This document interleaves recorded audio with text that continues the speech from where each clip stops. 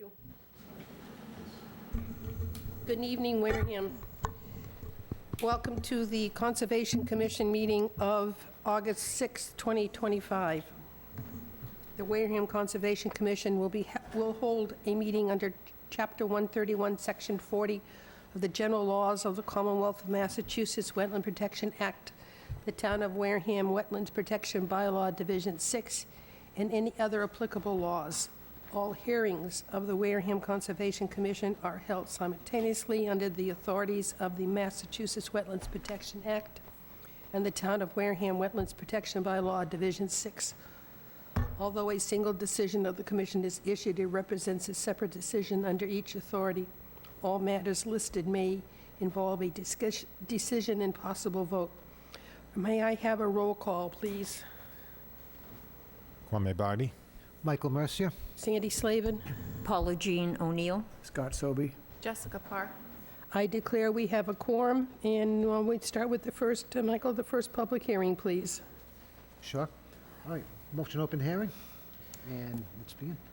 Pursuant to the provisions of the Massachusetts Wetland Protection Act, General Laws, Chapter 131, Section 40, and the Wareham Wetland Protective Bylaw, Section 6, a public hearing will be held in Room 520, Wareham Multi-Service Center, 48 Marion Road, Wareham, Mass, on Wednesday, August 6th, 2025 at 6 p.m. On requests for determination of applicability for Diana Santana Rodriguez, 21 Fruin Avenue, Unit A1, South Yarmouth, Mass. 02664. Build a new decking following code with approximately size 20 by 5 foot. Dig and install new 10 foot by 4 foot footings. Frame to be treated, lumber installed with all necessary flashings. Frame to be covered with special taping. Map 2 140, 14 Grove Street in Buzzards Bay. And I have a motion to open the hearing, please. I have that motion. Second. I have a second. All in favor? Aye. Aye. Opposed, abstained, 600. The hearing is open. Is there anybody here to represent this project?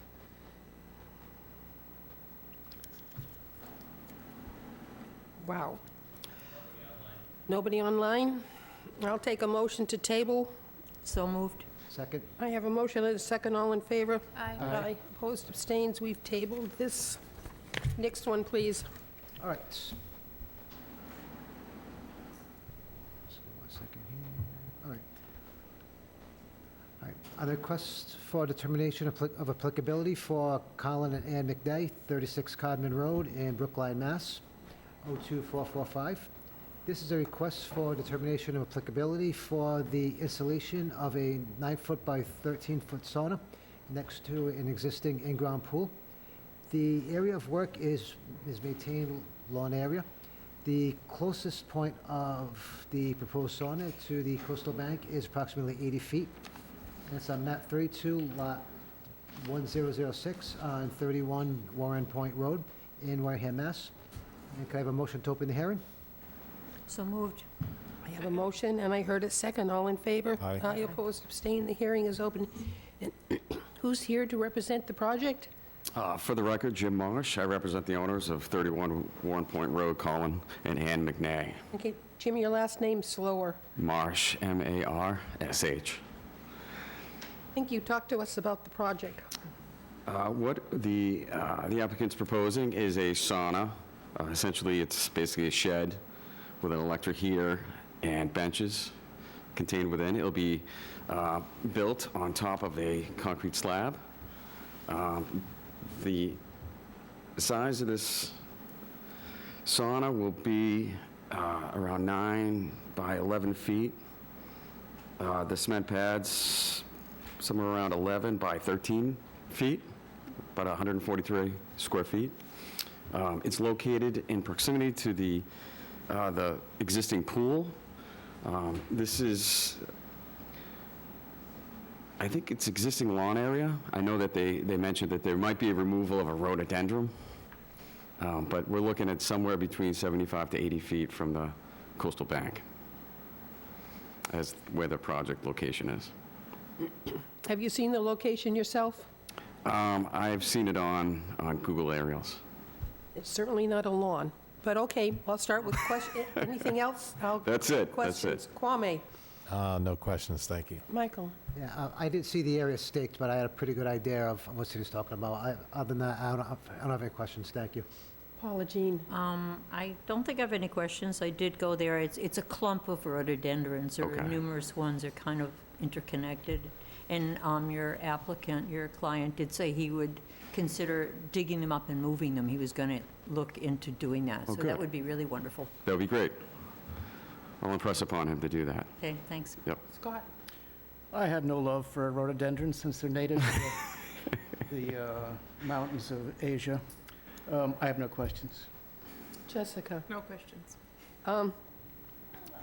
Tell you the truth, I looked at those rhododendrons. There's nothing left of them except for something that's 15 feet in the sky. To me, there's nothing there. There's nothing to keep? To me, I don't know,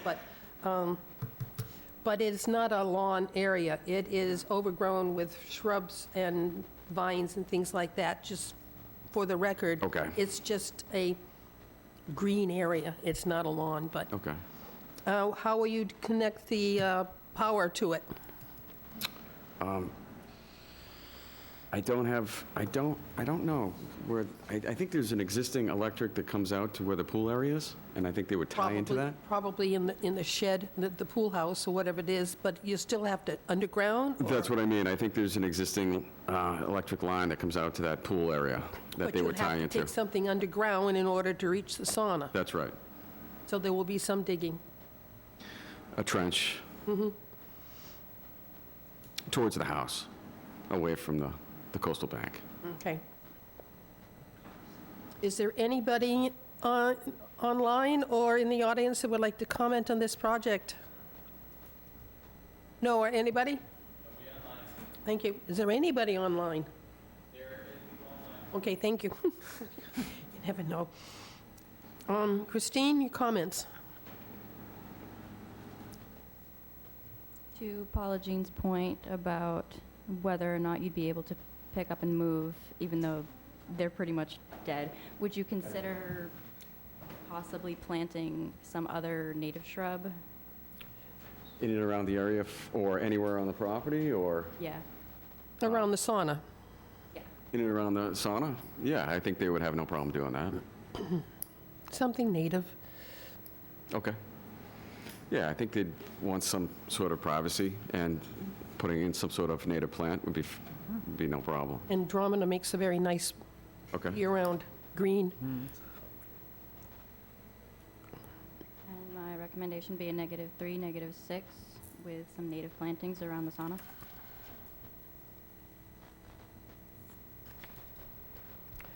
All right, somebody would like to, seeing no one else speaking, close the hearing, please. I move to close the hearing. Second? I have a motion and a second to close the hearing. All in favor? Aye. I oppose, abstain, 600. The hearing is closed, and as Christine said, a -3 and a -6 with some native plantings around the building. Sounds good. Thank you. That's, did I hear a motion? I move that we approve the project with replacement here, plantings in the sauna area with a -3 and a -6. That's the motion. Second. I have a second. All in favor? Aye, opposed, abstain, 600. You have it. Before you start the work, see Christine for your paperwork. Sounds Okay. good. Will do. Thank you. Have a great night. You too. Do you need the green cards? Next one, please. Okay. On the request for determination of applicability for Wendy O'Connell, 3 Longwood Avenue, Wareham, Mass. 02538. The current proposal is to add approximately 12 feet of fill to the site to remove it from the flood elevation of 14 feet. 12 inches, rather, of fill to the site to remove it from the flood elevation of 14 feet. This will require filing a request for determination from the Conservation Commission. The filling of the parcel, the filling rather of the parcel, will not trigger any mitigation effects, since this is a coastal flood zone that is titled Map 1, Lot 518B, 3 Longwood Avenue in Wareham, Mass. And can I have a motion to open the hearing, please? I have that motion. Second. I have a second. All in favor? Aye. Opposed, abstained. The hearing is open. And who's here representing this project? I am John D'Souza, North County Group.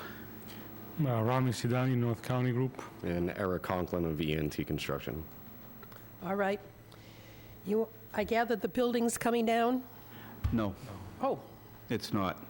okay. So, talk to us about the project. Sure. So right now, there's a little over 12 inches of exposure around the house and the grading. And in order to remove this piece of property from the FEMA flood zone, we have to bring in approximately 3 inches on the low side to almost a foot on one small little area. So we're just going to bring in some fill around the house, and it'll remove the house from the FEMA flood zone. Also, the driveway that's out there is a crushed shell, so that's going to stay as a crushed shell. We're just going to elevate it a little bit more, because right in one area of the driveway required about 9 inches of the fill. So it's basically replanting of a lawn afterwards, and just redoing the driveway in the same material that's currently there. Okay. I'm going to ask questions. I'm starting with Jessica. No questions. Scott? I don't understand the project, because the point of the FEMA regulations is not about the land itself, but about the buildings that are on the land. So if you don't raise the building itself, I'm not sure how bringing in some more fill is going to meet those. I'm assuming you're worried about the FEMA regulations.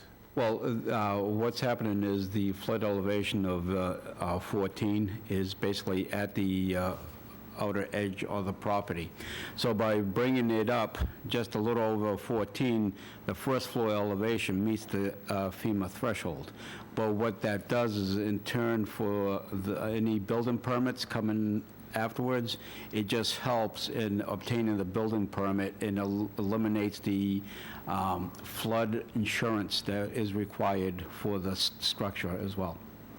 Well, I'm not an engineer, but it seems to me and there are engineers in the building, and I'm not afraid of being corrected, but when an elevation certificate is formulated, there is where the ground is measured, it's height above sea level.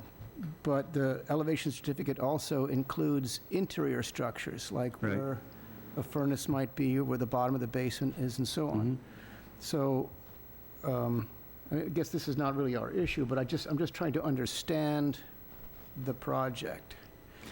So let me just jump ahead. So what kind of fill is planned to be brought in? So most of it is going to be just loam. It's just to make the grass grow. So the loam is going to come in, it's going to get replanted with grass. It's going to stabilize and revegetate pretty quickly. Once that is brought in, the first floor elevation of the house is already above the floodplain. The renovation that my client is proposing to do on the inside now will not trigger all the other FEMA requirements, because everything will be up on top of the floodplain elevation, and the first floor threshold will meet the requirement of it. So it's just basically taking this property, and because it's so marginal, it's like at the outer skirmish of the floodplain, it's just to remove it from that floodplain requirement that is not really needed on the property. Okay. Well, I have no issue with the fill. I just don't understand how it's going to work, but that's not up to us. The house isn't moving. The house is out of the floodplain. Right, The land isn't. exactly. So you're just putting more land there to make it look higher. Well, so it will be higher, so then the whole thing will be out No of the change to floodplain. the house. No, Does that help, Scott? Yes, it does. Because I was thinking the same thing. Paula Jean? I had the same questions that Scott brought up, and that explains that the house is already above. right. Because I'm thinking, you know. I applaud that you're going to add more shells and not try to pave the driveway. Yep. Thank you. About how many yards of fill do you plan to be bringing in? You must have that number. Yeah, it's going to be about maybe 12 to 14 yards. Okay, It's very minor. I mean, very minor. yeah. Okay, thank you very much. Not a problem. Michael, My questions have already been addressed, thank you. Kwame, Oh, no, just a quick question. This will help with insurance, right? If Yes. you're raising it. A lot. Yeah, so I have no other questions. yeah. All right. Anybody in the audience or anybody online? Thank you. Anybody in the audience? It's right Oh, Yes. Sorry, can you come up and identify yourself? Sit in front of one of the microphones, make sure the green light is on, and give us your name Dave Halberstadt and your address. for next door property. Okay, so we're a neighbor. And your Yes. comments, please. I think it's great that they're doing the project. My concern is similar to the question you asked. At some point where I think it's hard to tell what they're getting approval for. But where they're going to be putting fill in some places is within 2 feet of our property. And I'm concerned if they go up 8, 10 inches, it may get them not having to pay for insurance, but I would want them to post a bond that if there's a flood and it comes off of their property onto ours, That would- that they would be responsible. That would be outside of our purview, but something like planning or zoning. Now, John, you're talking about adding soil. How many inches of soil are you putting next to this person's property? 0.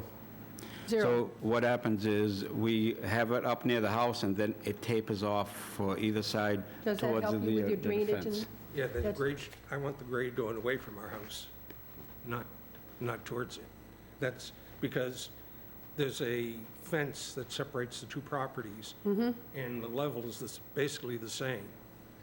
We can actually make a small little gully just on our side of the fence, so if there's any rainwater, it pushes it towards the road. That's not an issue. Okay, Yeah, I think that was the major issue we had.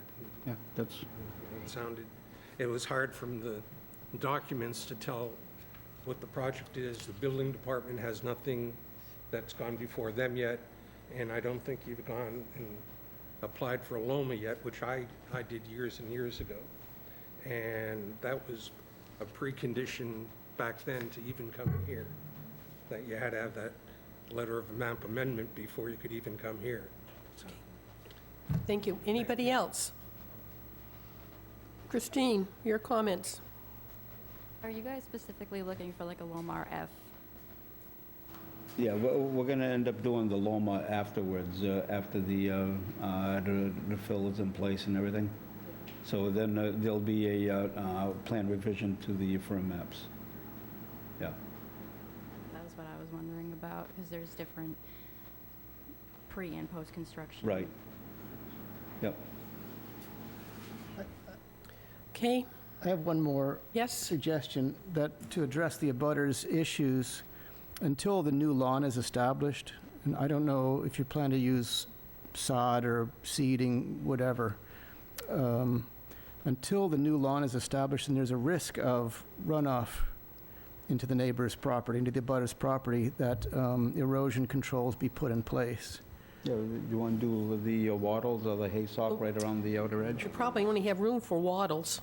Yeah. You don't have room for No, hay bales. bales. Yeah, No. I was gonna say, I didn't think we. No, so Yeah. they're We'll, yeah, Okay. we'll run, erosion control. yeah, we'll run wattles along the fence line, so that way it keeps it from spreading out. Okay. Fine, thank you. Nothing else? I need a motion to close the A hearing. motion to So- close the hearing? I have a motion. Second. I have a second. All in favor? Aye. Opposed, abstaining. The hearing is closed. Christine, your recommendations. A -3, -6, with erosion controls put in place until the lawn stabilizes, and a small gully to be made to direct rainwater towards the road and away from the neighbors' properties.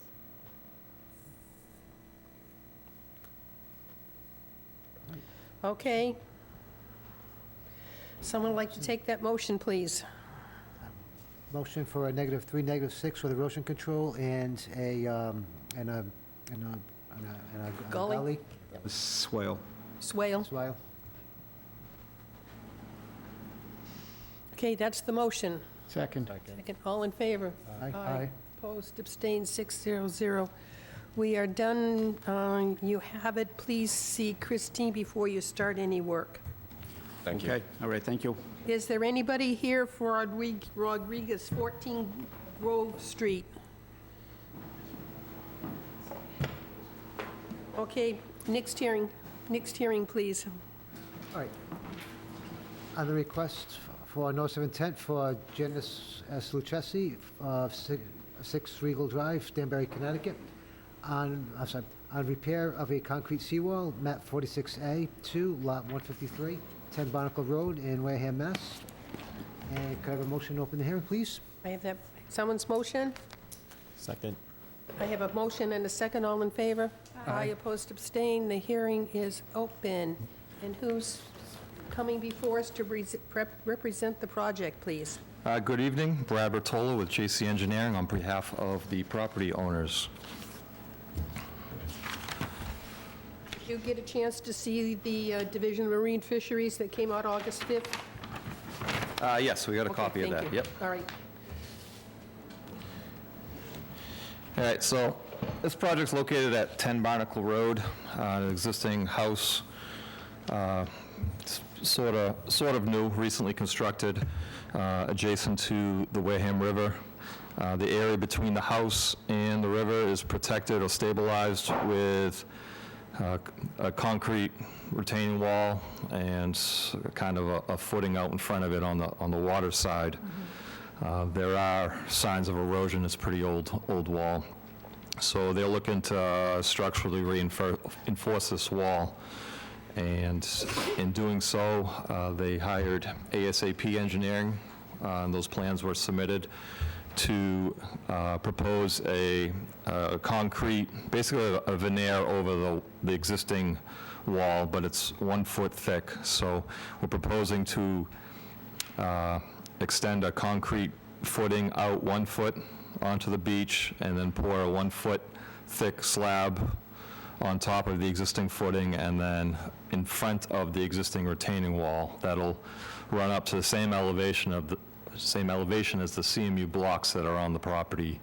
The CMU blocks are just loosely stacked, so those will be removed as part of the process.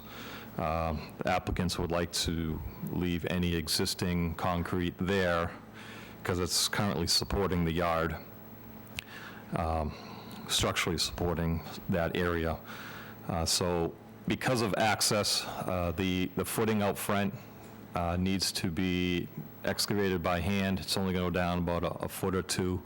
This will be definitely work done during low tide, and they'll have to wait until low tide is low enough to allow work to take place and then concrete to be poured. The footing area is within the tidal range. Everything above that would be high and dry for, besides during, major storm events. But we are anticipating a sediment trap to be possibly used so that they could eliminate or pump out any water that might be necessary at the bottom of the excavation out in front of the structure. The access down to the water now is through a stairwell that's bumped into the property, and they're looking to relocate that stairwell, just a little different configuration. So where the stairwell is today, they'll just pour a wall completely across the face of it, and as shown on plan, we'll just build into the bank. So the material that will be excavated for that stairwell will be pushed in the location of where the current stairwell is. They'll obviously remove any of the wood timber steps in that area that, has the potential to erode in the future. Now, on either side of the wall or the property line, where it extends or returns into the property, there is room to have a very small excavator, very, very minimal, just to kind of excavate out behind the existing wall that's there. There is some wall along those side property lines to allow for the installation of a new footing and new concrete wall in the same location as the existing wall. Again, all that material, we anticipate that material would be utilized to fill in that stairwell. If not, anything excess would be brought off site. We did receive a letter from the DMF concerning shellfish areas and the type of the wall. We're basically mirroring what's there today, so removing anything I think would probably cause more damage to try to take out existing wall that's currently supporting that bank, and feel the new wall being placed 1 foot forward of it would be the least impactful to this area. Very similar to what we did down the street on Pinehurst. They had a very similar situation. They had a tall 6-foot wall, and they got permitted a wall kind of out in front of it, as opposed to removing the entire existing wall. We agree that there's a time restriction, and have no issues if there was a time restriction added to the order if the commission chooses to move forward with this project. That's not an issue. It says it's within shellfish habitat. I know this area is mapped currently as no shellfishing is allowed. And we're basically just adding 1 foot forward of the existing wall. I did have a picture, if nobody was out there, Dave, of... can you close the door? I'm getting noise from the hallway. Thank you. I'll pass a picture around. It shows the current wall, if someone hasn't been able to go to the site, and then just to the neighbor, which is in the background, is kind of their most recent work. Again, I don't know the age of that, but basically will be coming out as far as the existing neighbor's wall, and the top of the footing will extend about to the same height, just slightly higher. But if you haven't been to the site, this will show what it looks like today.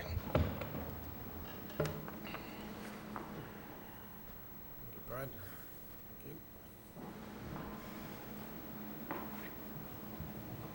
Anything else?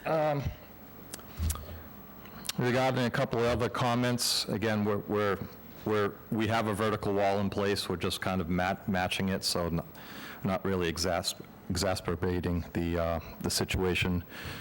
Concrete's obviously not going to be washed into the water, and no refueling will take place down by the water. So some of those comments are easily addressable under the DMF. If you have any questions on the project, I'd be happy to answer. Thank you. I'll start with Kwame. So, obviously you got permission from the Pinehurst Association and all that. So we did initially look to get permission. We spoke to them. They believe that they don't own any land in front of this property. They also went to the assessing departments to verify. But in either scenario, I think I had uploaded a letter that gave permission from the Pinehurst. Just in case we're not disputing that they don't own land there, or we're not confirming or denying, but they said they don't own land. I think the original boundary line probably went out to mean high water, and with it eroding over the years since this original subdivision plan, there's now all land is below mean high water, so maybe they don't have a strip of land across the front there. And you're not going to bring in any more new fill, like no more like you're going to bring in more sand, maybe, or? No, the grades in the grades between the house and the wall are to remain the same. There's nothing proposed there. We're just going to replace the block wall that's there now and incorporate that into the new concrete wall. I don't anticipate any fill being necessary for that. Thank you, Brad. Michael? Okay, so obviously we're not going to have any problems doing this between, say, let's see, outside that is of May 31st and July 31st? Yeah, so we agree that, that's an acceptable condition, makes sense. If there is that species there, the property owner says she hasn't seen it, but doesn't mean that they don't exist. Okay, and obviously you're going to have to do this during low tide. You can't do it during high tide, obviously. All right, that's all I had then. Thank you. Paula Jean? Okay.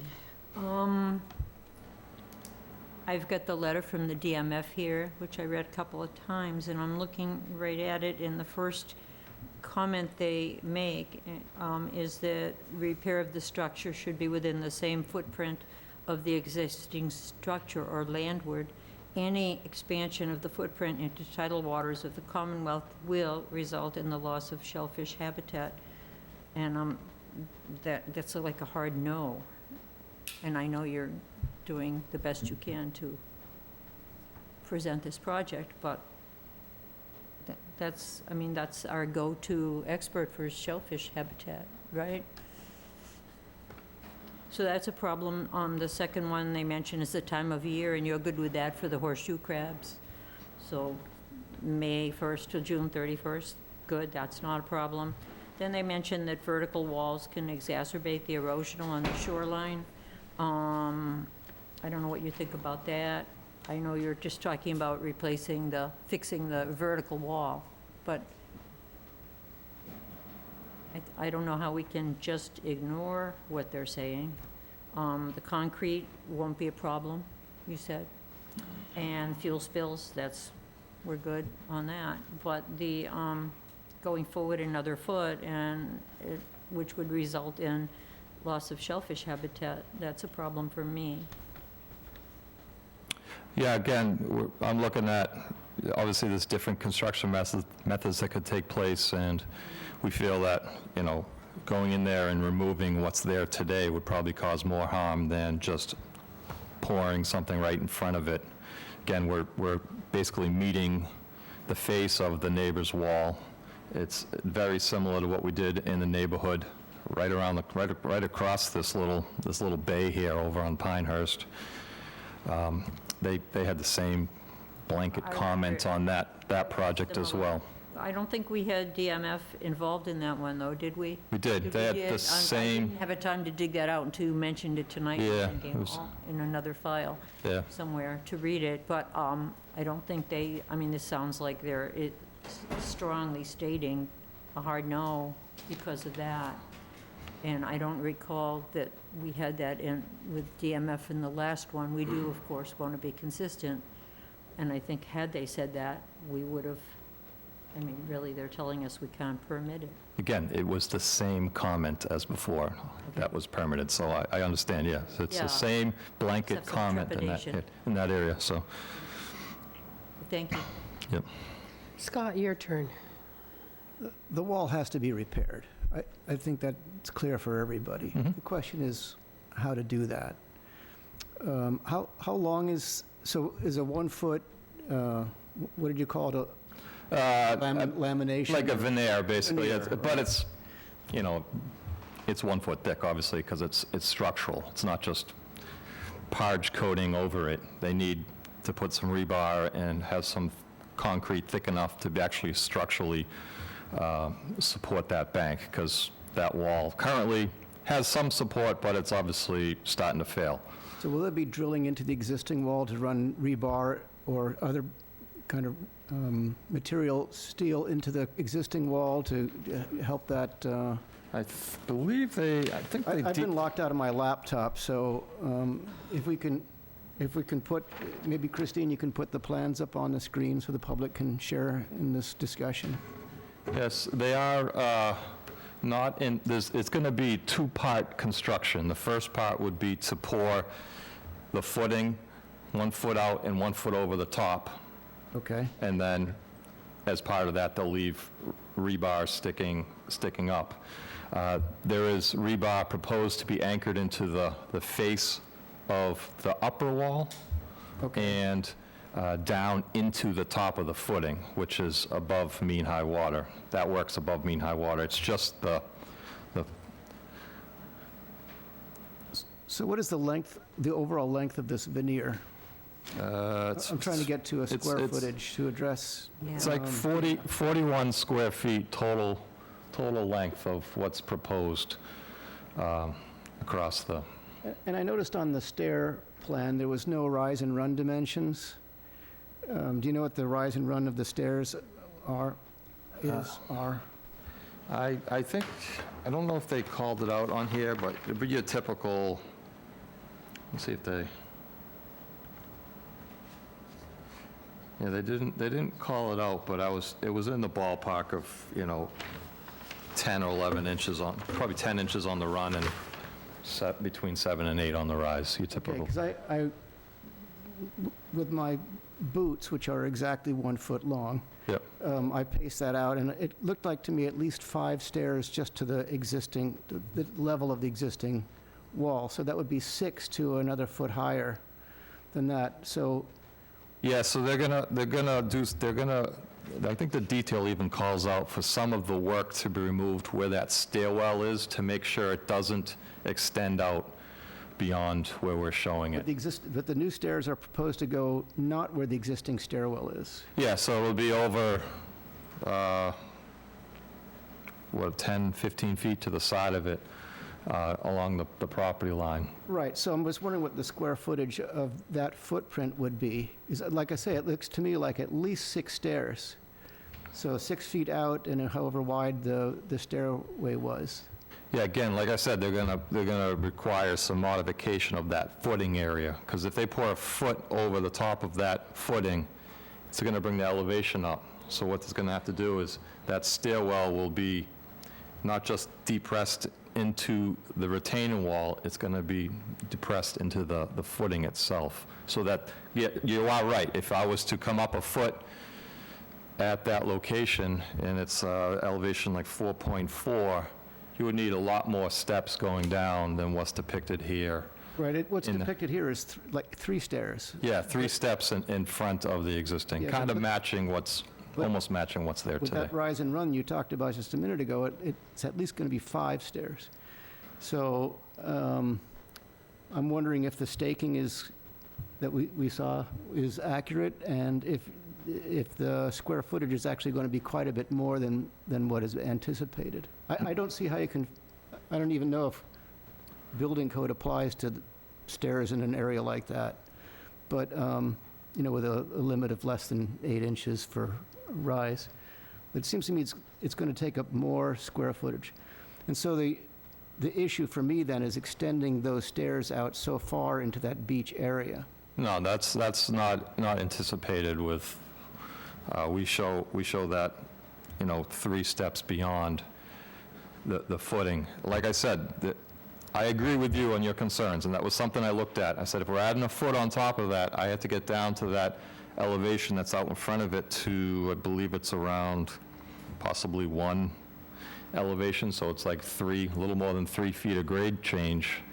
But that footing in that location will be cut out, so it's set back. So yeah, you think there is a foot going on top of it, but it's really not in that stairway location. It's going to be part of that stairwell.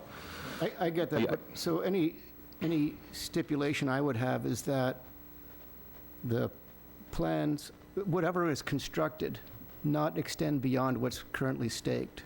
Yep. And So- yeah, exactly. So I don't know how that. I wouldn't want to try to come back to you with a COC request with a stairway that sticks 6 feet out when I'm showing like 3 feet. That's not going to be allowed. Yeah. Okay. Those are my main concerns. Thank you, Jessica. No questions. Yeah, I was concerned about the stairs exceeding into the beach area with 1 foot for the expansion of the wall.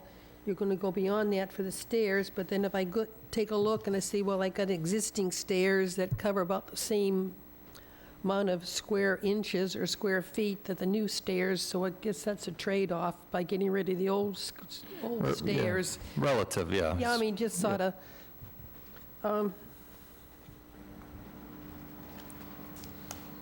now, when this additional foot is added in front of the seawall, you will match the neighbor's wall? It pretty much matches what's 'Cause right now, there's what, 8 inches difference between the existing and the neighbor's pylon, what were they? Sheets. Yeah, sheet piles, basically. Yeah, it's pretty much matching, pretty much close to that. Has this owner considered that type of construction at this site? We did look at that. With the neighbors, they saw that, they experienced those neighbors putting it in, and they had issues with boulders putting those sheet piles in.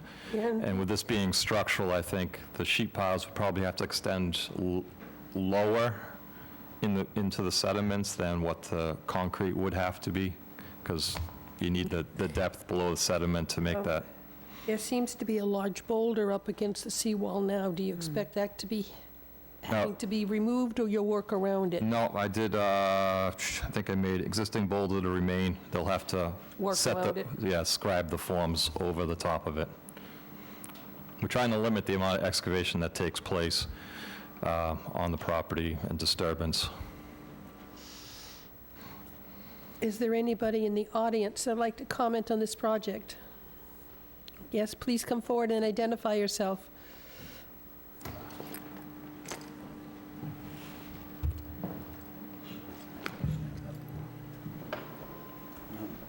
I'm Galen Locke, 8 Barnacle Road. Please have a seat, and so you can talk into the microphone. Pardon me? Please have a seat so you can talk into the microphone. So we Taking a can while to get get up here. My name is Galen Locke, I'm 8 Barnacle Road, and I'm director butter with a seawall. He's going to attach it to mine, he's going to make it even, and they approve it. And I'm not going to charge you $5. No fines. We had he came to the Historical Society, and I charged him $5, and he reminded me of that. Yes. That's it. But anyway, I'm sure they're going to do a good job. Thank you. Anything else? That's about it. Okay, up you go. Unless you want to stay another hour and a half, I'll fight it. Anybody online? Okay. Christine, your recommendations. So I actually had a question. The stairs being proposed on that side, it's very close to that existing marsh. Was there a reason you chose that side? Probably because the access from the front of the property is on that, or the street side of that that's where their walkway is coming down. There's very, I guess there's minimal space on the other side. But that was what the applicants had, I guess, requested with ASAP, who had done the drawings for the wall. And it's like right beside, it would be right beside that. It's kind of a groin right there. But we're not working in that salt marsh.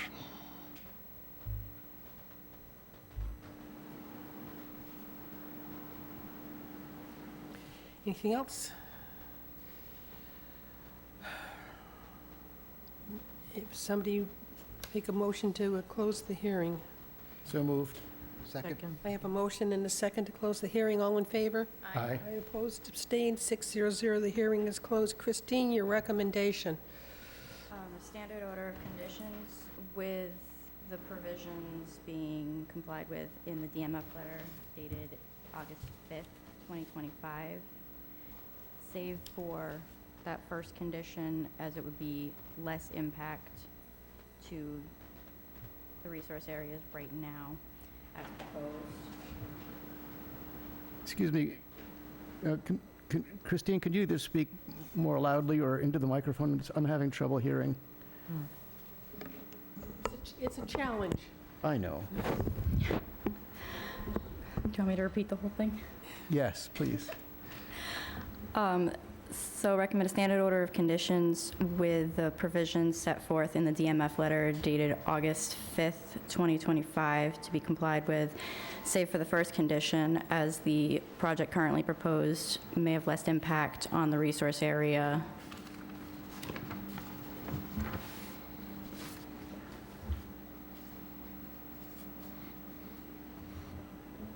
Work timeframe? The time of year restriction. No. Oh, Tide-wise? with any, so the excavation work that's being done at low tide, So two plus or minus of low. of low tide. And the time of year restrictions, which is stated in the letter. Yep. Yes. That's May 1st through July 31st. So, anybody want to take a, Move the standard order of conditions with provisions as stated in the DMF letter dated August 5th. August 5th, minimizing as much as possible environmental impacts, including no excavation work beyond 2 hours plus or minus low tide, and the time of year restrictions as stated in the DMF letter. Did I get it all? yes, Second. I have that motion. I heard a second. All in favor? Aye. Opposed? Abstained? We are 600. You got the project. Please see Christine for your paperwork before you start anything, okay? All right, thank you. Did you have the Pinehurst Beach It was Association? available online for All us right, to so you look have at, it. yeah. Okay. Town of Wareham. On the request for notice of intent for Town of Wareham, 184 Onset Avenue, applicant is proposing to perform repairs and improvements to existing sidewalk and driveway, entrance to the Onset Beach parking area and buffer zone to coastal beach, and subject to coastal storm flowage. And can I have a motion to open the hearing, please? So moved. What Wait, project? I have a motion to open the hearing. Second. I have, Oh, so I heard a second. All you in were at the favor? beginning, Aye. you were the very Abstained? first. Yeah, yeah, so I,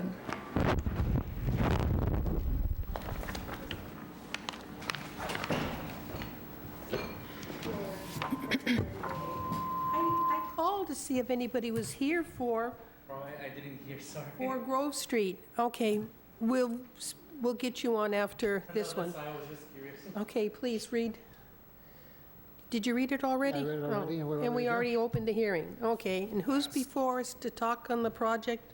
Dave Bernard, Municipal Maintenance Director, here for the sidewalk improvements at Onset Pier. We have Cassie from Weston and Sampson to go over the project for us. And Cass?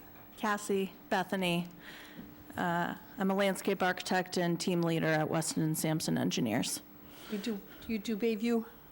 I did. Oh, what a challenge. Have you all been there? What a challenge. Looking fantastic. Yes. Well, All right, yeah. who wants to talk to us on this project? I will. Josh is trying to...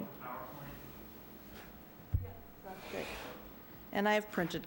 Do you mind if I approach? Oh, I have please. printed copies for folks. So we're getting rid of the middle driveway out of the parking lot. You have a way of getting out of in the middle of the parking lot. Yes, You're that getting little- rid that- of that little, That little entranceway, correct, yes. all this work to get rid of that wall. Okay, All right.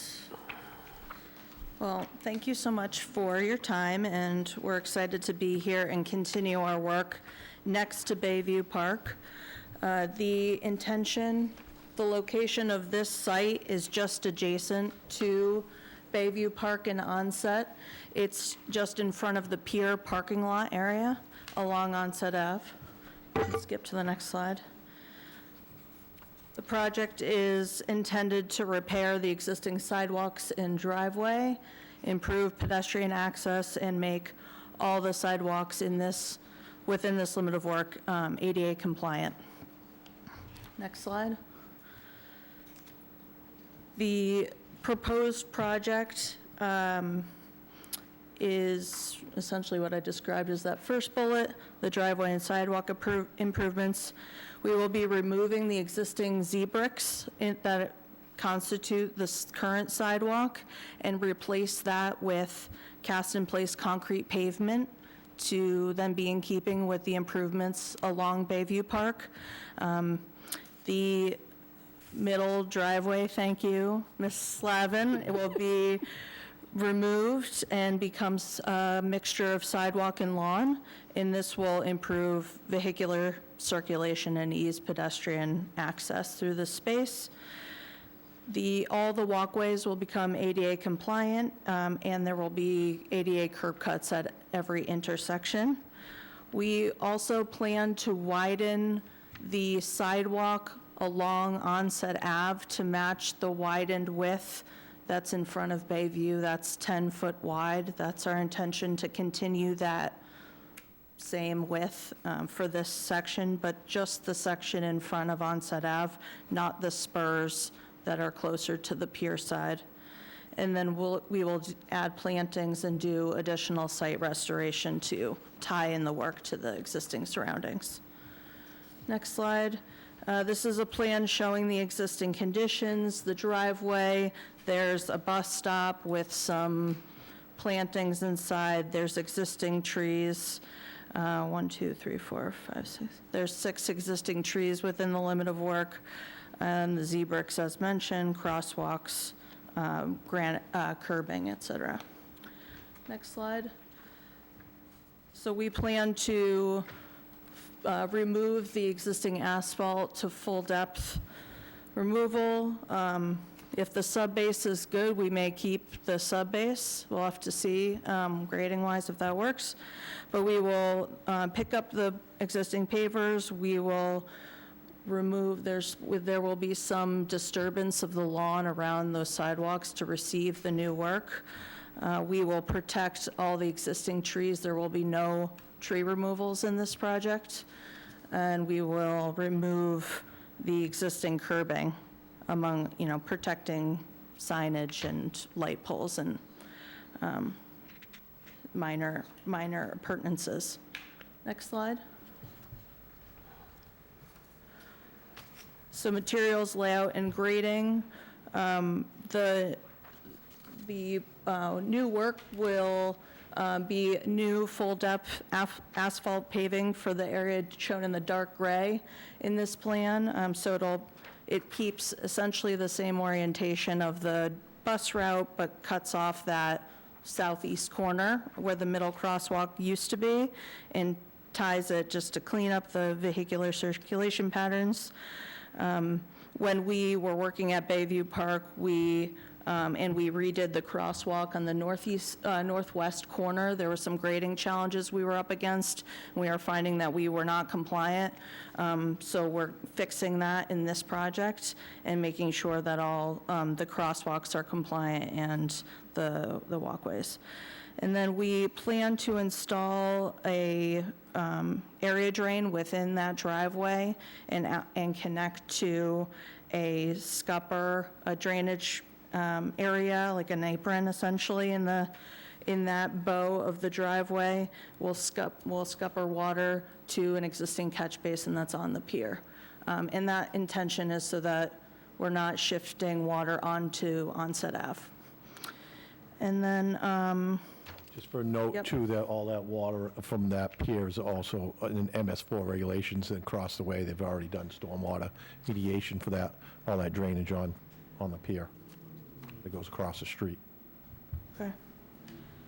I think what else, we're going to put in new benches, or I think the benches that are there at the bus stop, forgive me, are in good condition, so we'll put those back in on a new pad and create a space in between that allows for someone in a wheelchair to roll in and wait within that space as well.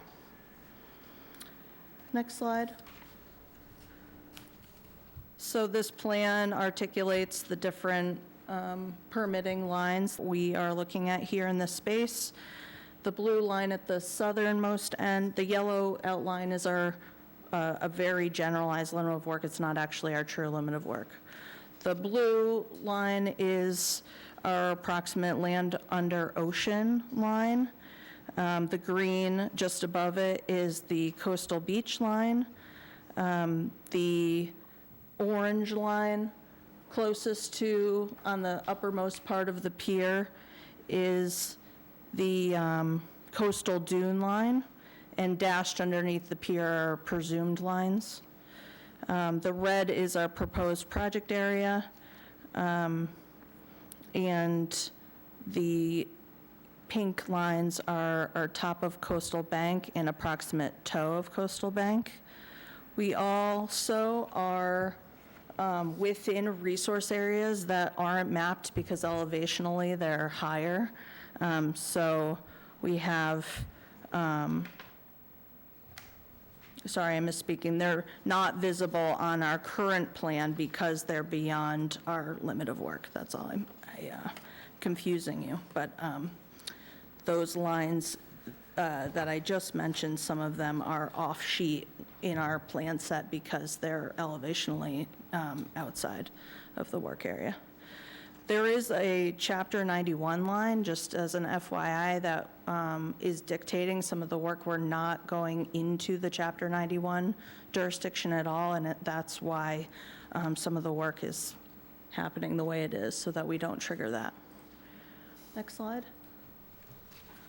So within the wetland resource area, we've calculated temporary impact and permanent impact for total impact numbers.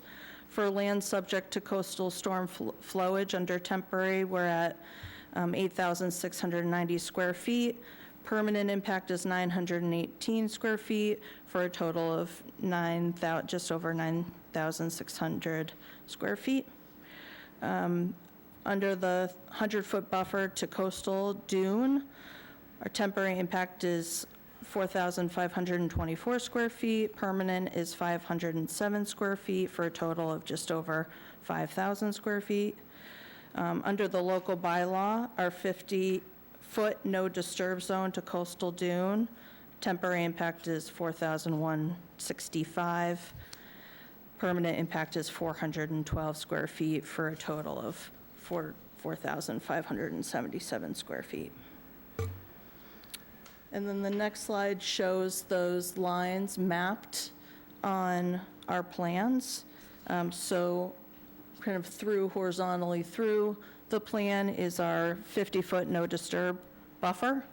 And then the upper line on the northern side of the page is our 100-foot buffer. And the other lines that I had mentioned are off page. Next slide, planting. So the planting, as I mentioned, no trees will be lost in this work. We will be adding 3 new trees, which are, we're looking at the plantings that were just put in at Bayview, along with the trees, the street trees that are within the area. So we are recommending Gladitia tricanthos, honey locust, 2 of those, and 1 Quercus rubra, a red oak. And then we're also adding shrubs and perennial plantings. And again, those are a mix pulled from the native plant palette from next door.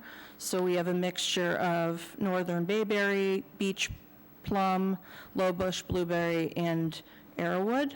And then we're also suggesting for ground covers, switchgrass and seaside goldenrod. And then areas that are not being planted will be restored with loam and seed. And then any areas that we're planting will be mulched. Next slide. So just an image of what that plant palette will look like. Trees, shrubs along the bottom, and then the grasses and perennials. So we're hoping for a mixture of color and seasonality with these and habitat. Next slide. And then we just included some of our, most all of our construction details. These would be the same that were used for Bayview. We'll have erosion and sediment control straw wattles around the site. We'll have inlet protection on the catch basins. We'll have tree trunk protection. We have provisions for working within root zones to protect the trees. We have the River Rock swale here shown and the scupper as well. And then the following two slides, which I won't dwell on, are construction details for the asphalt, pavement, the concrete, and the planting details to close. Thank you very much. Dave, anything to add? Anything to add? I think that's enough. Thank you. Yes, yes. Okay, I like to be thorough. certainly. I remember the discussion on the Bayview Park, hours. Yes, thank you. I'm going to start with Kwame. Very nice project. So explain to me about the drainage again. I'm sorry. The drainage? So in the driveway, Yeah. all the water was going to be pitching into the area that we're closing off, that corner. That's how the water is moving now. And so instead of flipping that and pushing water towards Onset Ave, we're keeping it as it is. And we're going to have a curb cut in the vertical curb right there. We'll have a River Rock apron that collects the water. It'll go under a concrete scupper so the sidewalk can be maintained, the water will flow under, and then it will sheet flow to the catch basin that's existing right there. And we're really only doing that because we don't want to trench within the Chapter 91 zone. Understood. So we're a little bit stuck on that. Yeah. Thank you. Michael? Okay. I was a little confused at first looking at this, because I thought the whole work was inside that whole yellow line at first. So again, just to confirm, it's only going to be in that one red area above. No work's Yes. going to be done on the pier or anything like that, or on the beaches or anything like that. It's only just in that one. Correct. That one little parking, little like. Yeah, just when area. we went out to do the wetlands delineation for this, we just look at a slightly larger area to make sure we're capturing the whole zone. All right. Weren't you going to do something on Bayview itself because of some angle or slope? You started out saying you're going to do something at the park. We had some grading challenges at that northwestern corner of this site, which is the northeast corner of that. That's why Okay, thank was part of the impetus to do Anything this. else, Michael? That's it, man. Thank you. Paula Jean? No questions, thank you. Scott? Right now, there's a hazard moving from the pier area to what used to be the bathhouse. It's now whatever that building is, it's the Buzzards Bay Coalition and the Onset. So is that part of this project as well, to make that connection safer? To the McFadden Center, you're saying? Yes, Or that's to the- It's called the To the McFadden Center. onset, yeah.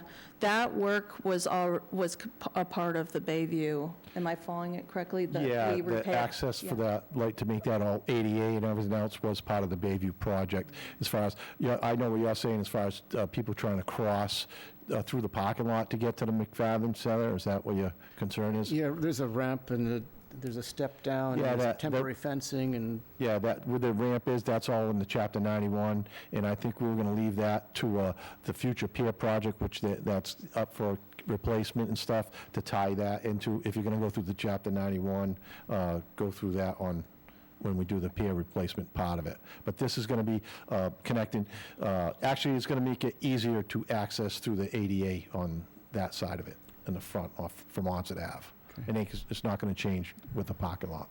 Yeah, I literally ran through your project this morning, and it's something that does need to be done there to fix the sidewalks and so on. Yeah. Jessica? No questions. Why another locust?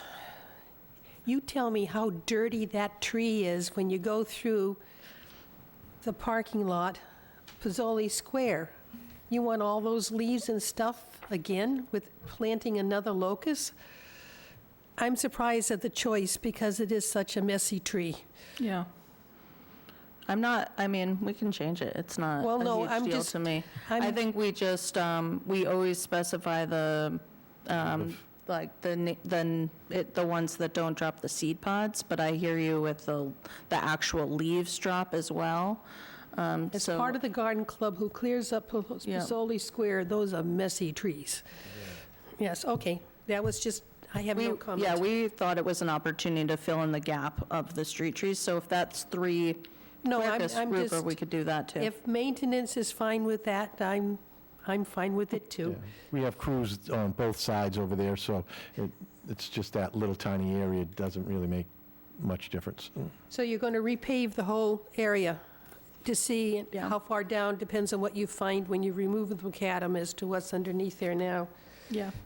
It'll be a savings to the town if we can keep that sub-base intact. We may have to fill in some low points, but, yeah. So this is just to make an easier turnaround to drop off passengers or visitors to the beach. Yep. Yep. I think I'm done with my questions. Anybody in the audience would like to comment on this project? Anybody online? Nobody online. Christine, your comments, please. Louder. Okay. So there's a permanent impact into the buffer zone of the coastal dune? There is, I have my calculation. There is 412 square feet in the 50-foot and 507 in the 100-foot. All right. Are there any measures put in place to keep the dune from acting as a dune? The site, the site restoration that we have proposed, but what are you looking for in terms of mitigation? Not so much mitigation. There's not really anything that can be built on coastal dunes usually. And it doesn't seem there's any alteration to the actual coastal dune. It's just whether or not the project might affect the landward movement of that sand or the form of the dune. I mean, I don't think so because it's existing as a sidewalk right now and it's going back as a sidewalk, so it didn't seem like it was impacting the dunes process. All right.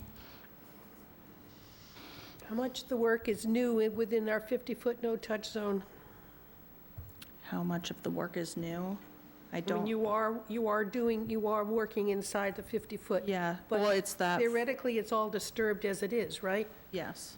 Yeah, so we're not disturbing more land that hasn't already been paved over or concrete or anything like that, correct? Christine, I'm looking at you. Oh, sorry, I don't have my glasses. Yeah, no.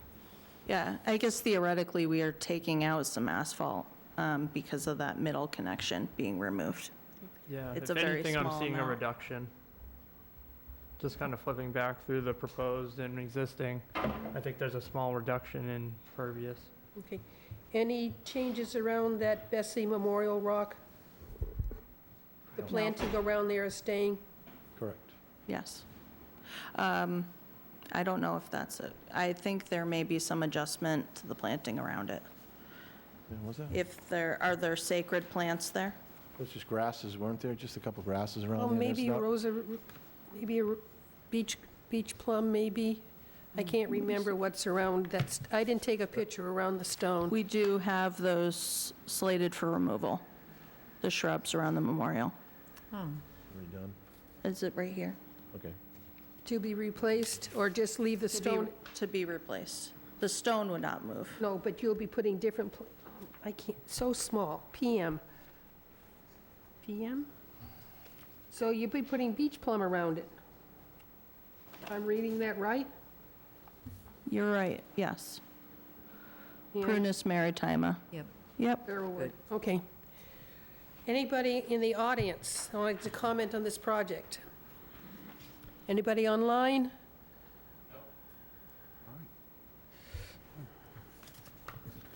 Any other questions on the board? Move to Yeah, I close the asked. hearing. Yeah. I have a motion to close the hearing, and I heard a second. All in favor? Aye. Aye, opposed, abstained. Christine, your recommendations, please. Standard order of conditions? I move forward with I move forward with a motion to send order conditions. Second? I have a motion and a second, all in favor? Aye. Opposed, abstained, 600. You got the project, thank you very much. Thank Don't you. get- for Don't your start time. anything until you get Christine's paperwork on the project, okay? All right, Thank you very much. All right, I believe we have somebody here for 14 Grove Street. I need a motion to untable it. So moved. Second? I have a motion and a second. All in favor? Aye. Aye, opposed, abstain, you're untabled. Okay, Good evening, everyone. Sorry. your name, please? My name is Roberto. I'm with PLJ Carpentry. We are proposing to extend and build a new deck for Mr. Pandolf on 14 Grove Street. I brought a sample of the material that we're going to use. I don't know if you guys want to take a look. It's fine. It's fine? Okay. And yeah, that's what we're gonna do is we're gonna do a new framing. You know, with the sizes is probably you guys already have the dimensions, so it's 5 by 20. And with these decking boards, PVC railings, PVC trim around the decking board, around the whole decking, risers and everything with that material. Okay. Questions? Jessica? No questions. Scott? No questions. Paula Jean? No questions, thank you. Michael? No questions, thank you. Kwame? No questions, thank you. Christine, your comments? Any comments? No, I spoke to the homeowner about this already. Is there anybody in the audience or online that'd like to comment on this project? I'm seeing none. Motion to close the hearing. I have a Second. motion to close the hearing, and I heard a second. All in favor? Aye. I opposed, abstained, the hearing is closed. Christine, your recommendation? -2, -6. Madam Chairwoman, just for clarification, I don't know if we got the full name from the contractor for the record. Yeah, it's PLJ Carpentry. Yeah, but No, your name? you. Oh, my name is Roberto, sorry, I'm the manager. The last name? Di Carvalho. DeCarvalho.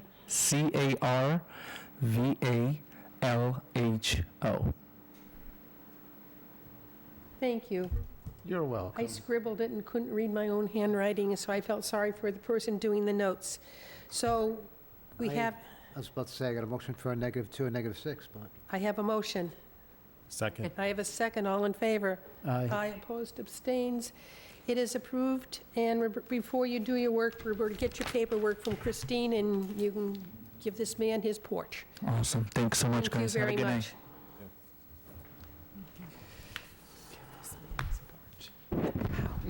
Okey dokey. We're done with all, wow, we approved it all. Okay. We have a continued hearing for 9 15th Street. Oh, this is, anything on this at all? No. They haven't responded in any way, shape, or form. No, I had called them the last time that Yep. we had spoken about it, but I haven't heard anything back.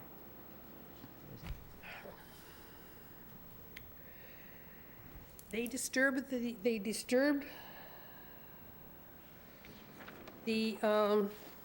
hill. The material is still there. Yep. And they've done nothing to repair what they disturbed or come forward before us. What do you recommend, Christine? Do we have a constable come and issue I don't know what to do. We started this hearing in October of '24. Josh, what do we do? They're not coming, they're not responding? 9/15th, so I will reach out to them again. I don't know if they've been here very much. I think they might live down in Florida during part of the year. So It's hard to believe they're not up in Onset during the summer. And isn't there still a pile of debris out there by the steps and Yeah, trash? and- yeah.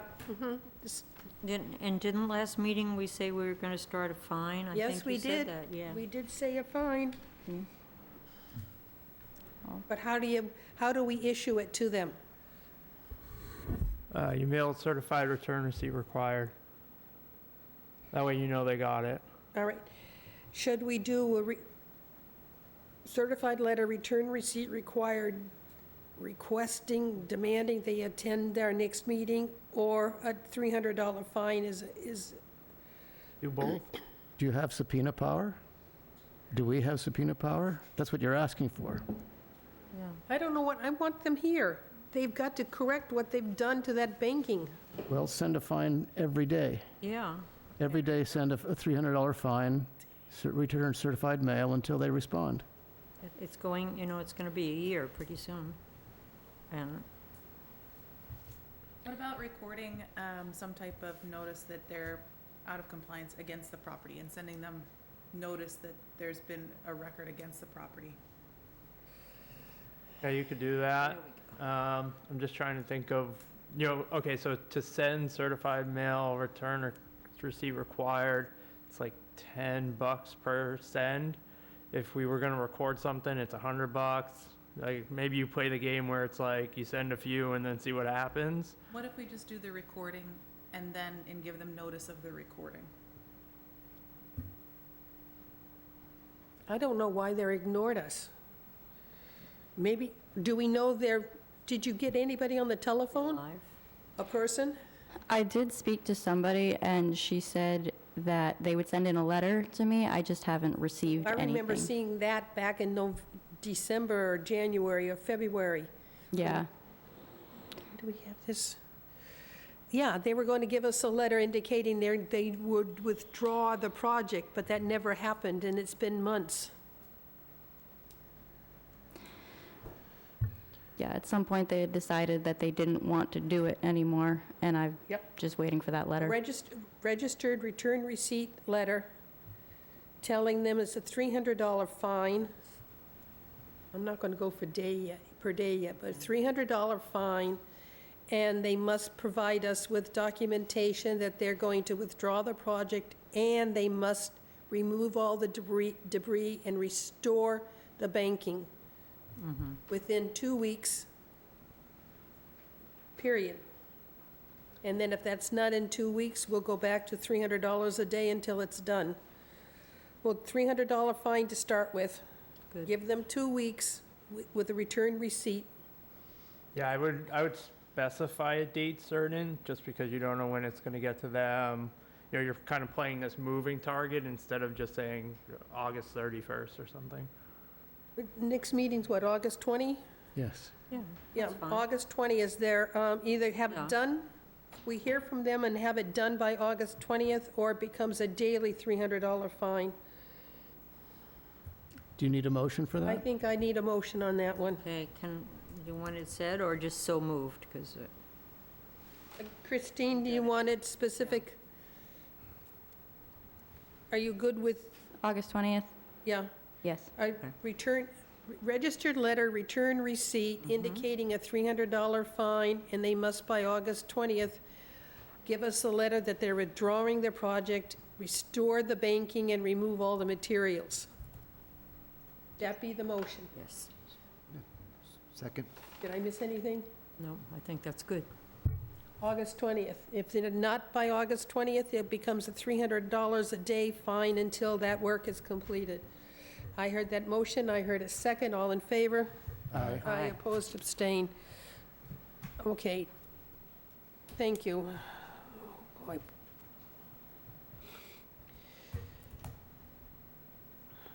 The next one we have is 23A Barnes Street. Anybody here? Was that continued, or is there anybody here for that project? I know Christine's running. Anybody here for that one? No, do you have anyone online?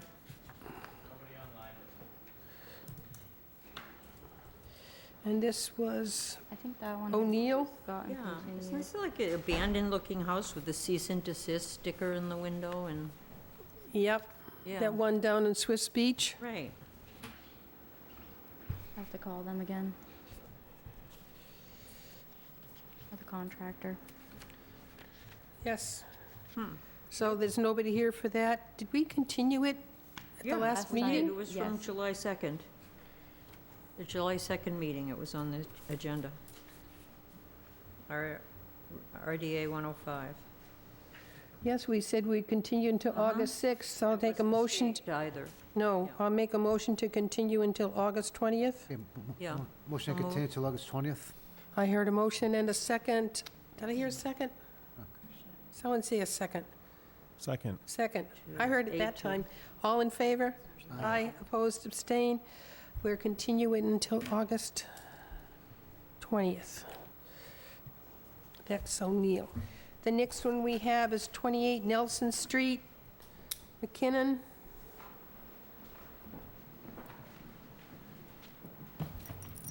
Hi, good evening. Please identify yourself for the record. Attorney Morton, 184 Probation. Main Street. Well, we got a lot of paperwork on this project recently. Yes. All right.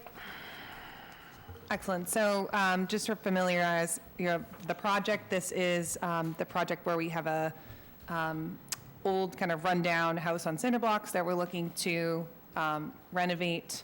And we've gone kind of back and forth about where the structure is. It's in the border of vegetative wetlands. How can we rectify that? So today I got the letter. So that's from the consultant who's probably online, and I'll let him speak to that. I was able to get a response. I don't know if you have it printed out. I have it printed out if anyone wants to look at it. Hard copy, my response that I got together today.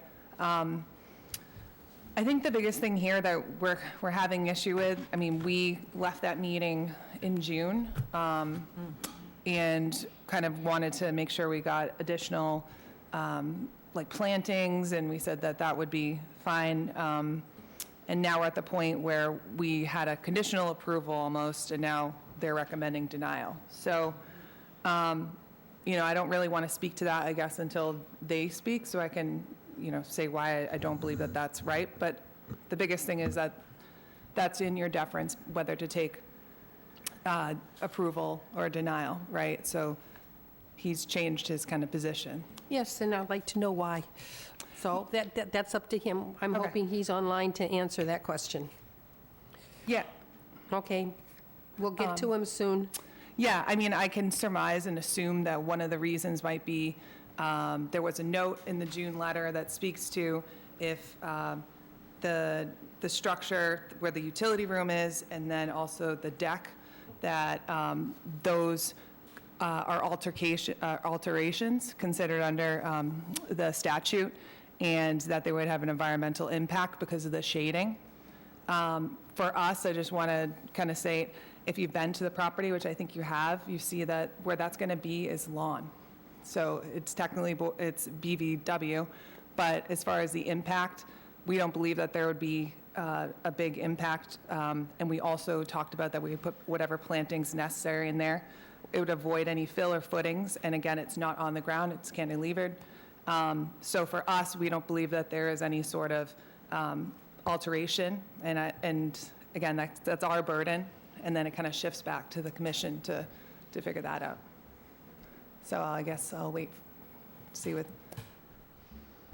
our consultant says. So Brandon is not here, but someone that works for him is here, Sam. All right, who's online? Can everyone hear me? Yeah, now we can. Yes. Great. Samantha Carew, Ecosystem Solutions. So I'm on here on behalf of Brandon this evening. He had to go to another meeting. So just to kind of address things, there's been a couple back and forths. Brandon had a letter dated August 5th. And then there was another letter August 6th from Bello and Morton answering his letter. So he gave a little bit of a last response today. It wasn't formally submitted, but he gave me permission to read it. It kind of just brings everything together, if you don't mind me reading it. Slowly, please. Will do. Okay. So let's see. That said, I don't think that my latest report reverses the findings of my June 3rd report. In my June 3rd report, I stated very clearly that the project could be conditioned if and only if the house is designed in the current footprint with no exceptions. This house layout is different. It A, proposes a deck where none exists today, and B, the utility room is proposed in a different location. That is not the current footprint. This is a unique circumstance because in most cases where work is proposed in the buffer zone, Slower, please. Okay.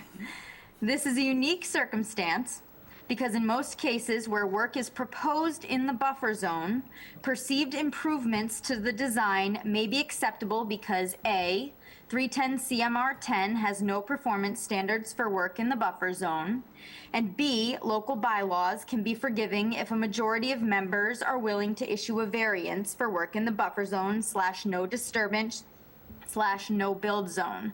This lot, however, is not in the buffer zone. It is entirely within BVW. The house and lawn are within BVW. Even with the cantilevering, there are shading impacts and temporary construction impacts at a minimum. Then there's long-term impacts to wildlife habitat. Consider the things that aren't mentioned but are reasonable to expect. Long-term cumulative impacts to wetlands via chemicals and fertilizers that may be put on the lawn. The activities and structures that may reasonably be found on the lawn in the future, such as a fire pit, parked RV camper, lawn mowers, a shed to the house said lawn mower, along with gas and oil. Even a family outing where they set up tables, a grill, and cornhole is an impact. The current design and anticipated impacts I mentioned above will have impact on all of the public interests I stated in my August 5th report. And if the commission would like me to go back to his August 5th report to view that, I can do that as well. The last thing he says here is, here's the thing, because all of the work is in a BVW, the applicant has no wiggle room for making changes to the existing footprint if the commission doesn't want it. Commission has absolutely no obligation to accept anything other than a footprint that is what it is currently right now. And that, I believe, is being generous because, again, all work is proposed in a BVW. As much as I appreciate the work to make improvements to the plan, there is unfortunately no wiggle room for the footprint change if the commission doesn't want it.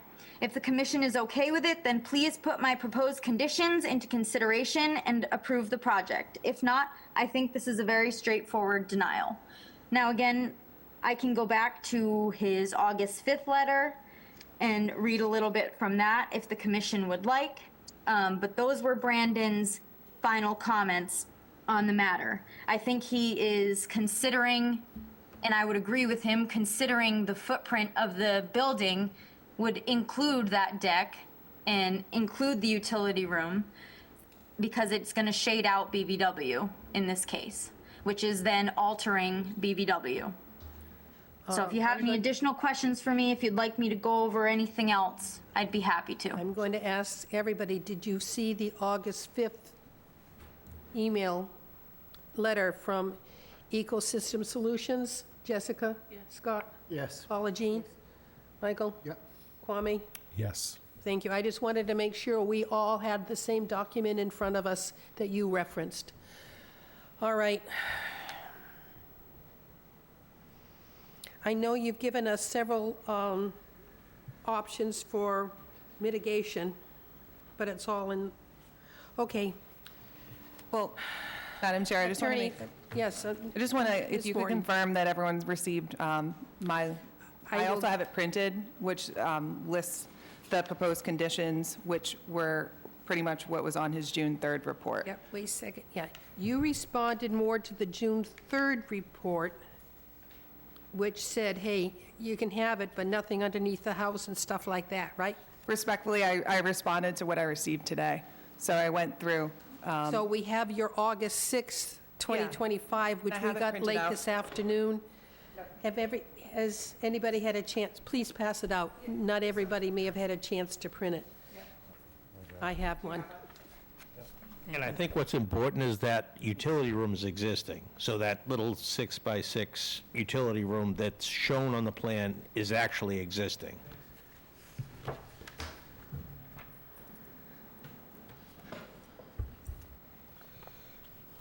Madam Chair, may I?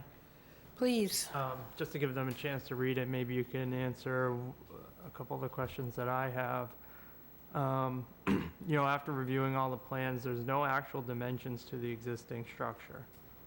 I know it's been referenced as an existing structure, 522 square feet, but nowhere on the plans does it, actually give the dimensions of the structure. And we went out and measured the structure, and it's not 522 square feet. What is it? Hold on, it is,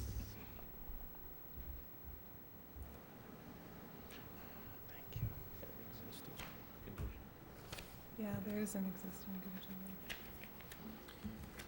it's 16.6 by 28.3.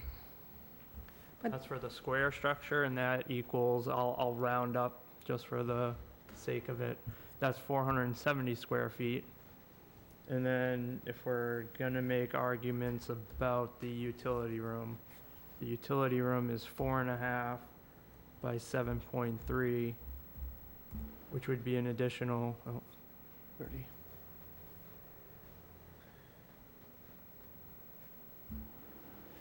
32 square feet.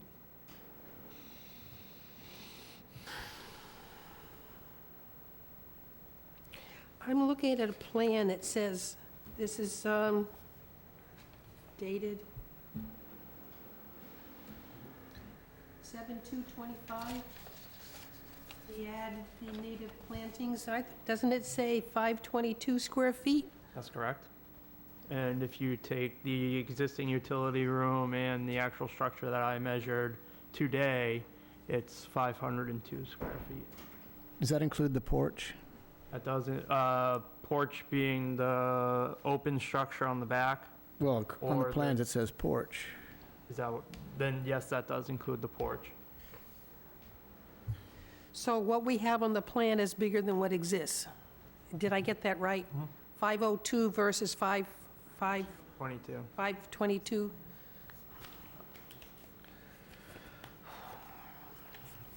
Wow.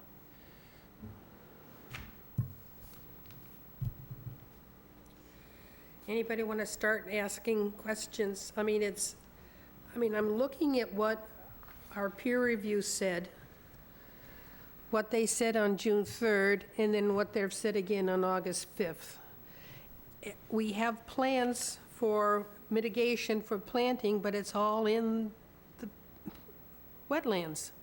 So we're going to disturb wetlands to do plantings to mitigate.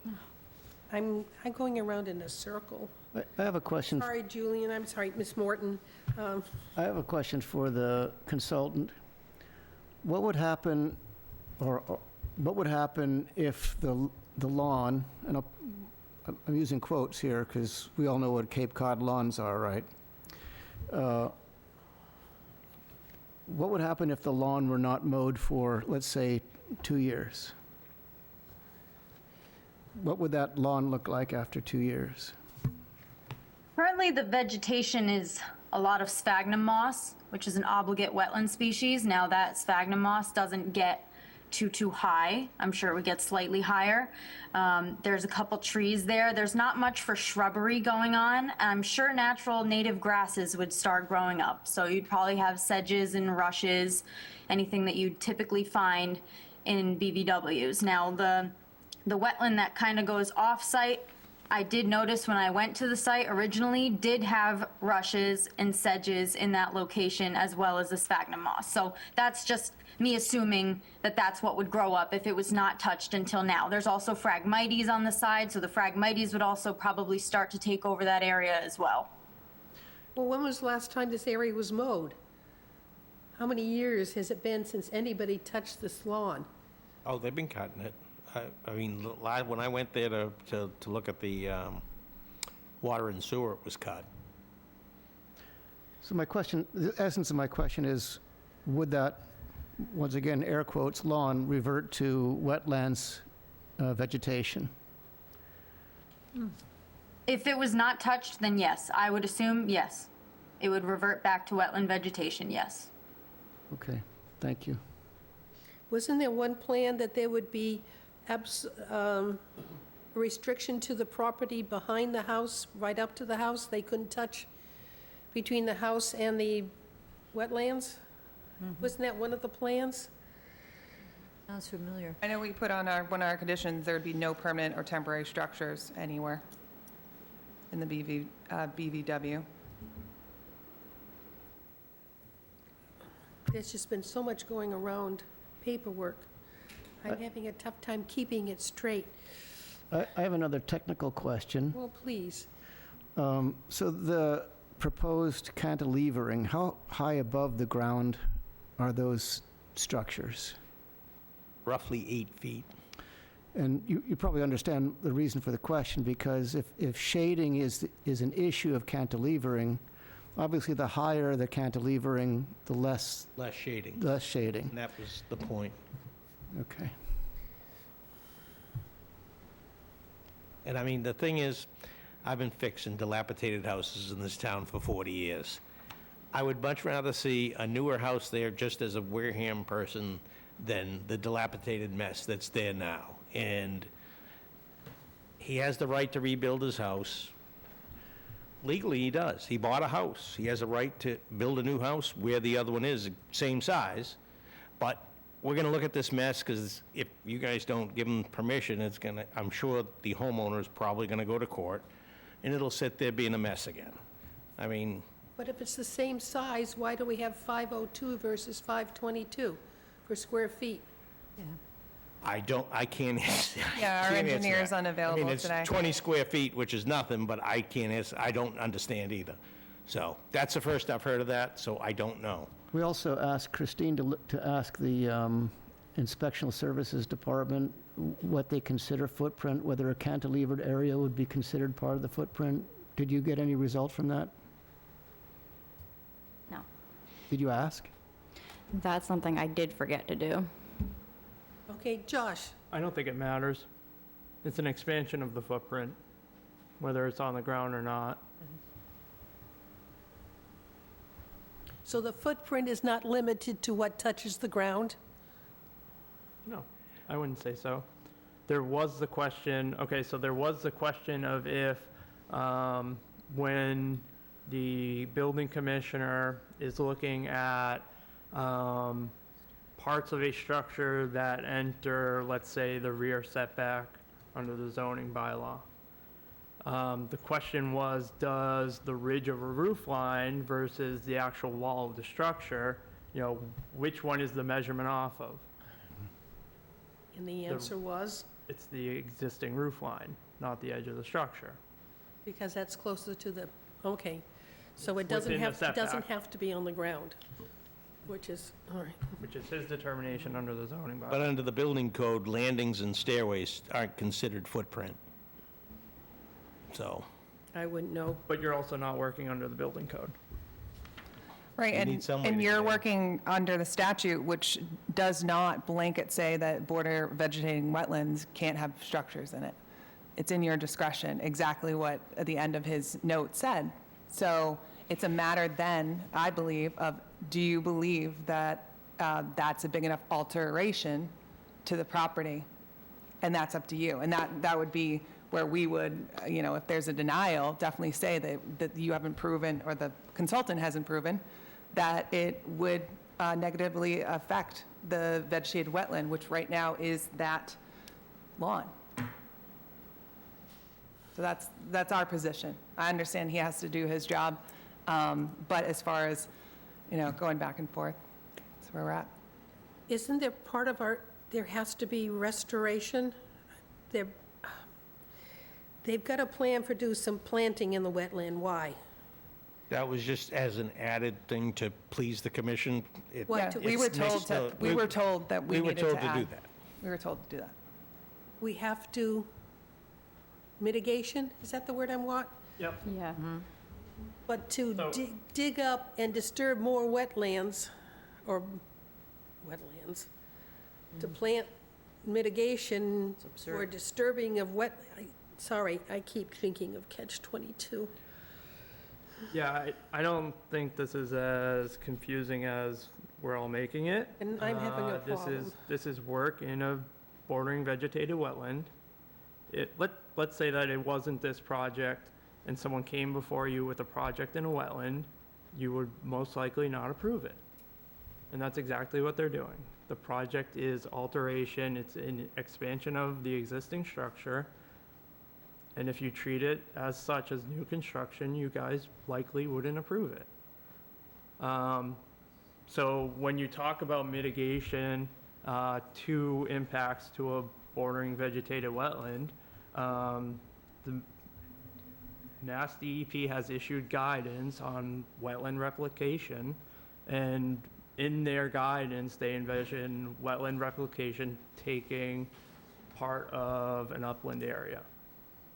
Ultimately, the goal at the end of the day is that there shouldn't be a loss of wetland. So when you approve projects that impose or require mitigation areas, it's always taken out of upland areas. And I can name a few that you guys have, I can name a few projects that you guys have approved where that was the case. But there's no upland on this land at all. Correct. I don't think there's even a driveway in the area, though, as well, right? Whole thing's wet. I think there's like a driveway relatively close to the, There's a paper street that is nothing but lawn, yeah, correct, so it's... mud. Okay. And I just want to state for the record that it's important that every project stands on its own, so we can't, the commission knows that, but I just have to put that on record, that we're talking about this project and not other projects. Yes, I have my blinders on. I'm only looking at this site.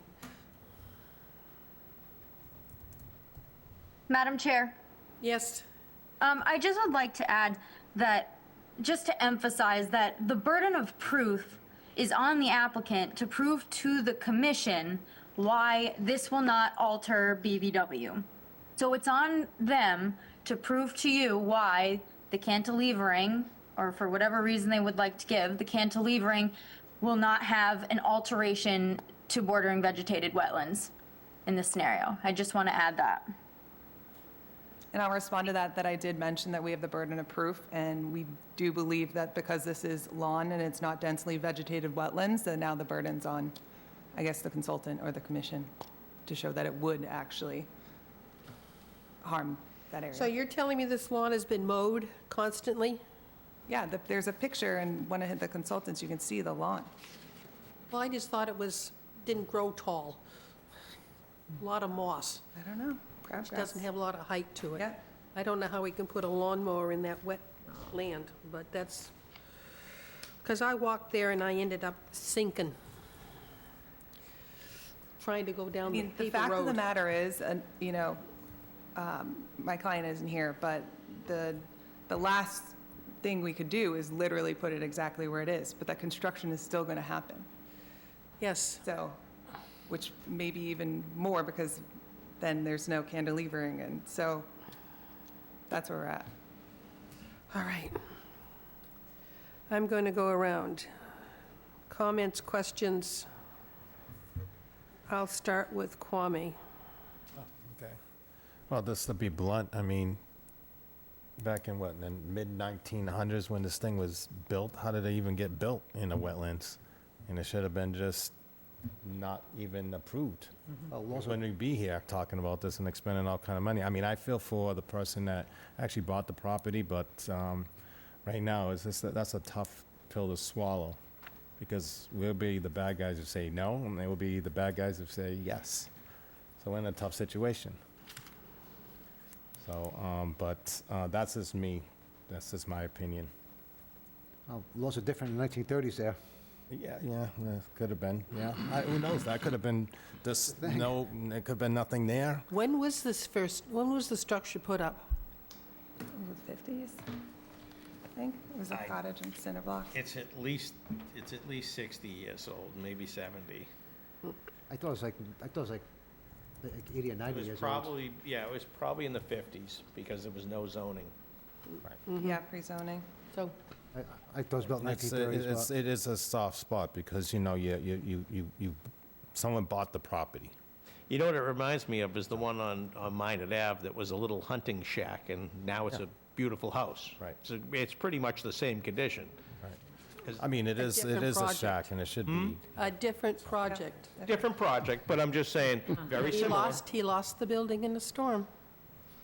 Okay, Thank you. anything else, Kwame? No, thank you. Thank you. Michael? Kind of like Kwame said, I mean, it's got a tough pill to swallow, but at the same time, if we're expanding the house, we're not, it just seems, if we're keeping the house exactly, if we're building a new house, but it's exactly the same footprint, exactly the same everything, that I could see, but if we're expanding it, that's a totally different project, yeah, that's the only thing I gotta say that. Sandy? Nope. Paula Jean? It's still pretty clear in my mind, the first time I went there, I've been there a few times, because I spent who knows how long searching for the road and the house, and went in there, and there's like an abandoned ruin that I didn't think could ever be rebuilt or rehabbed, and it certainly seemed like a wetland to me. The whole thing seems ridiculous. Had there been zoning back then of any sort, I'm sure it never would have been there in the first place. I understand if I owned it, I would want to do something with it. But whoever bought that, if it was within the last several decades, they would have taken a look at it and knew what they were getting. It's not like a surprise it didn't get in that condition overnight. Our job is to protect the wetland resources. Thank you. Scott? Eventually, the building that's there will go back to the earth and will become part of the wetland if it's not removed or replaced in some way. I'm sympathetic to the argument that it would be better to have a functional new building there than this dilapidated ruin of a building. But by law, we are not allowed to approve new structures in protected wetlands. And by all accounts, this appears to me a new structure. Now, you say that the owner has a right to build there. That's not true. The right is to maintain the existing building, not a right to build a new structure. So I can't see a way for us to, honestly, to approve under Massachusetts law a new structure in that place. Oh, he has every right to build exactly the same size structure. Even the consultant said so. He has, We're going to have to I'm just disagree saying. about that. That's out the scope of wetland. That's an attorney decision, fight. All right, anything else, Scott? No. Jessica? Maybe you could just clear up the question of the square footage, because is it the same square footage? I'm not the engineer, I'm just the builder, so I didn't measure everything. I didn't do the plans, so I can't answer for somebody else. Madam Chair? Yes. I would respectfully request a continuance because my engineer is not here, and we want to perhaps keep the same footprint and put that in front of you, because the reasons I'm hearing now is because of expansion. So I would request a continuance, be able to explore that, get the data in regards to the square footage, that's at question. And we will give the commissioners a chance to read your August 6th response. Yeah, everything which came they in just today, received, yes. So there is a lot. I'd like to make a decision tonight. Yeah, You would? I would. Is there, okay, is there anybody online that'd like to comment on this project? Anybody in the audience that want to comment on this project? I just want to say that the consultant did say if it goes in the exact same footprint, it's okay. The consultant did say that. And I just want to get on record the due process.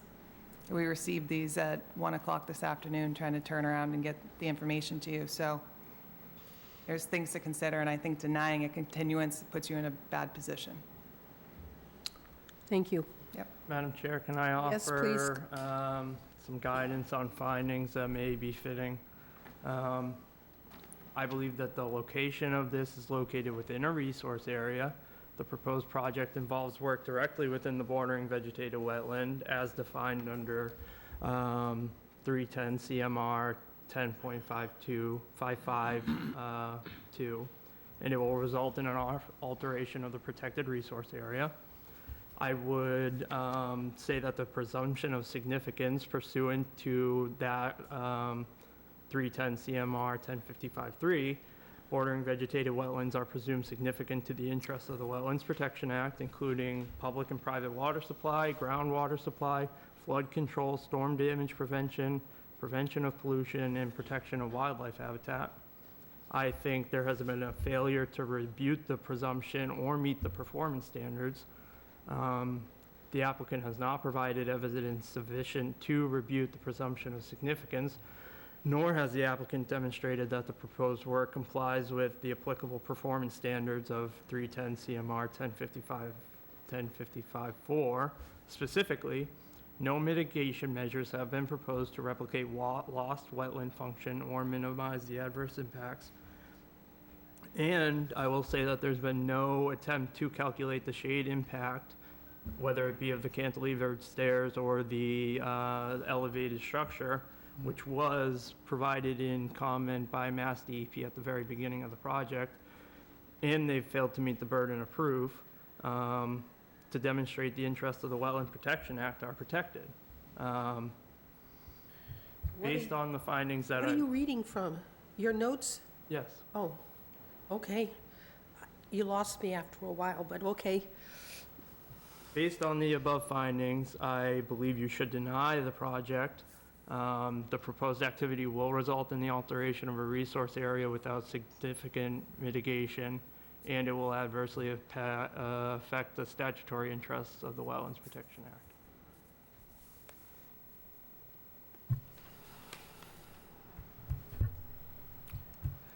All right. I'm going to ask, close the hearing tonight or put a continuance? Jessica? Close. Scott? Close. Paula Jean? Close. Michael? Close. Kwame? To the defense of the attorney, I think we have to continue. And I say continue, so that's the vote. The feeling of the commission is four to close and 2 to continue. So I believe we have a majority that would be willing to close the hearing. If I may, who are the voting members? Because I thought there was that. We're all of us. Because I thought last time we were here, there was a member who was not voting. Because they hadn't watched it. I'm just procedurally trying to make sure. That was my next question. I Has just wanted to- everybody been here for every one of these hearings? Yes. Can we confirm the dates? Because I just procedurally want you guys, I think there was one time. That was my next question, that- is make sure we were all here for every discussion on this topic. Right. I guess the question is, what were the hearings? You might want to check this, but I did go back through to look for any notes I had, and I have April 2nd, Okay, wait a minute. April 6th. Let me pull up minutes. Sorry. But I didn't go all the way back. It could be before then. I've got April 2nd, April 6th. Wait a minute. Wait. Oh, I'm sorry. I thought you said. March. April 2nd. Yep. April 16th? Scott. 16th. Yep. Scott was an associate at the time. Next one. April 16th. Scott was an associate at the time. Everybody else was here. May 7th. Everybody was here and Scott was an associate. May 21st.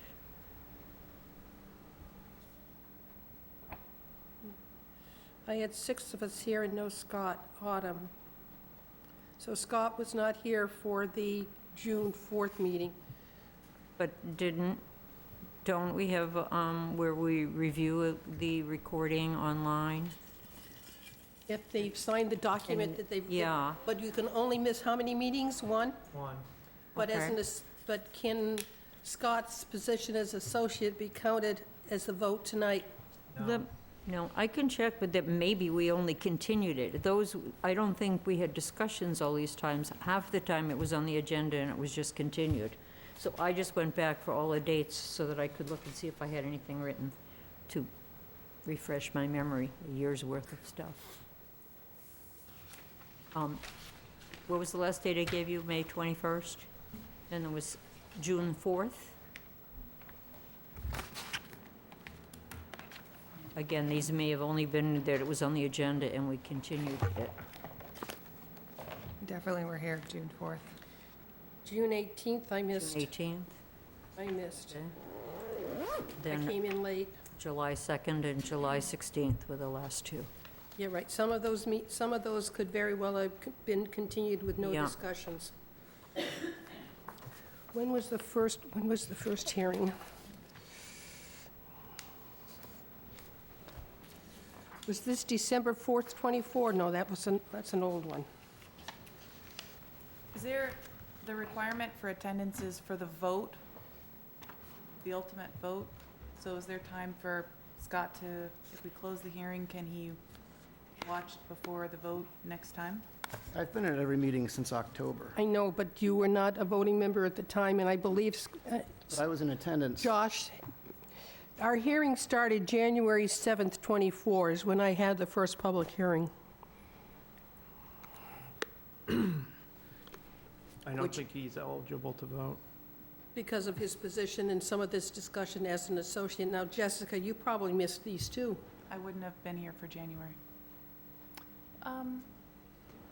I'm not sure about that, actually. Well, let me go back, wait a minute, January 17th. But Did the she attend assumption online? is that you've only missed a meeting that had substantive detail to the project. If you missed a meeting that was merely a continuance, then it doesn't matter. So that would have to take some looking into it. Wait a minute, January 17th, 24. So that's the question is it, does You it were here and preclude- Mike, you and Michael missed the opening hearing. Does it preclude from voting to open or close? Or does it preclude from voting on the ultimate On matter? the actual decision.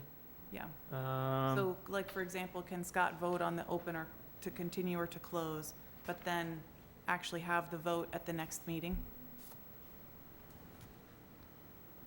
Procedurally? I'm not sure. I'm not sure either. I think procedurally, you would just assume that he couldn't vote to close. Because I think, Jessica, you've missed some of the discussion January, yeah. in February. Well, one or the other. Yeah. You didn't come back until March. March.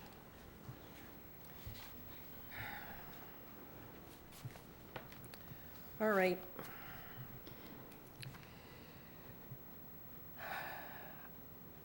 I believe we need to find out who can and cannot vote on the decision. We can close the hearing and take a vote at the next meeting. Possible? And take no more, if we close the hearing, we take no more testimony. Testimony from the public, correct? I would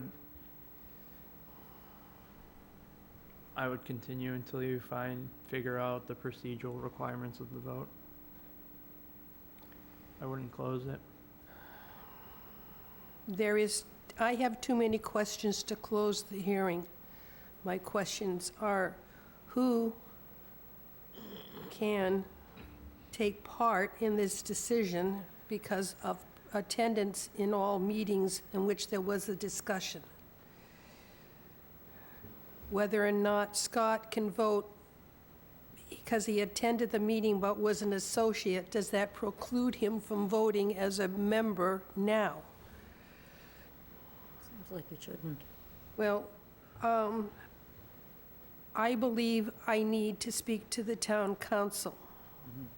In order to do that, I need approval from this board that I can request time with town council by going to the chair of the select board to see if I can have time with Mr. Bowen. Correct? That is correct. As an employee, I have untethered access to Rich Well, I'm Bowen, glad and you do, can because I don't. I can streamline your question. Would be good. I would like to be there. To be there, I need approval of this board to attend, to meet with Mr. Bowen, if Ms. I could- Whiteside approves it. I can ask Mr. Bowen via email and include you in the email. All right. I think that, We Sorry, need to I go just wanted to through- make sure. Jillian knows how hard it is to track down Rich. Call him up. You can see how some of these things could completely paralyze any board or commission. Yeah. So we had other members who were voting members who are now Yeah, select board members. So do they have to be part of the discussion? I mean, you can just tie this thing up so that it could never be ended. Well, it's kind of looking this way because I see like these two properties every week on the agenda forevermore. I'm going, I mean, it's as much of a concern for the board making the decision as it is for Jillian tonight. yes, it is. And whatever decision we made, it has to be able to be upheld in the court. Well, you also need a majority of the members, if it were to be approved, to vote for an approval. Yes, I need to know who can vote for that. Yeah, but if, I believe that there is a majority. I think the four of you are probably safe. No, I think Kwame missed one. Well, you wouldn't know until you call a vote anyway. Well, first we have to go through all the meetings and see which ones we actually said boo about this project That is on. correct. That's job one. That's number one. Then the job is to sort out who can vote and who cannot vote. So as far as I could find a couple of dates that there was actually something spoken about this particular project were December 18th, 2024, March 19th, 2025, Oh, wait. December 18th. December 18th. I had Joe, Mike, Kwame, Paula Jean, and myself, and I arrived at 6:15. So, Michael, Kwame, Paula Jean, and myself. And then And March Scott was an 19th. associate. What was the next Okay. one? March 19th. March 19th. Paula Jean, Kwame, Joe, Sandy, Autumn, and Michael. Scott was an associate. So we again have Michael, Sandy, Kwame, and Paula Jean. And then May 21st. May 21st. Oh, no, where's May 21st? So there must be a way of making up for these absences, like reviewing the minutes and perhaps looking at the video recording of that section of the meetings. Is that right? So you're referencing the Mullen Rule, which says you can miss one meeting of substantive material presented. You can review it, and then you sign an affidavit saying, I've reviewed the meeting and I'm caught up. You can only miss one Per year? Is No, it per cal- hearing, per application. Oh, okay. Also the timing of that too. All right. Maybe an See. issue, like how late That can you narrows it down. rewatch it? May I don't 20 know. May Someone 21st. misses a December meeting. Sandy, Michael, Kwame, Paula Jean, and Jessica Scott was the associate. So we have the same standard for the three dates that you've given me. Okay. Scott was an associate for a while. Yeah, he was. Long time. Long Yeah. time. Took a while to find an opening for him. All right. Well, once we know the voting status of Scott, as you were an associate, then Yep. we're going to be able to move forward. So I would like to have a motion to continue the hearing until August 20th, pending questions regarding eligibility for participation in the vote. Scott, am I, sorry, So moved. Oh, think you're so. not done, I'm sorry. so moved, and I go into second for discussion. Josh, is that right? That we're going to wait to see, confirm who can speak and make a decision, vote on the hearing? Okay, speaking is one thing, it's really, yeah. No, it's who can vote. Actual decision, yeah. Vote can be counted and would be upheld if questioned. By speak, do you mean making a motion? You can make the motion, but I believe what I'm talking about is you can vote on what the motion would be. But I'm wondering what the question to the town council is, whether it's voice and vote, or just voice. Well, I've allowed you continue to speak here, so you've had your voice. Yes. All right. So I had a motion to continue until August 20th. Did I have a second? That's agenda. I have a second. All in favor? Aye. Opposed? Abstained? We continued here until August 20th. Thank you. Thank you. Thank you. Before the decision is made, Wait, hey, time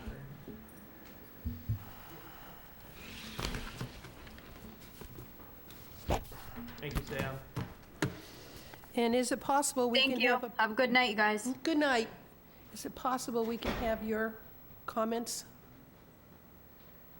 Can you share them with us prior to the next meeting? Yeah, my laptop died. I'll do that, so.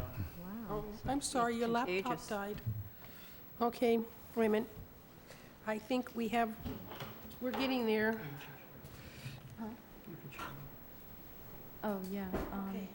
Give me a I second. believe we're now down to, we haven't gone far. We're at the Green Street Safe Harbor was continued until the 20th. Oh, Cabral at 29 Camp Street was continued until October 1st. The next thing we have on the plate is Kevin Welch, 2731 Cranberry Highway. Is there anybody here for that project? Yes. You mean, you could be Sarah and still sitting here for another half hour. All right, so...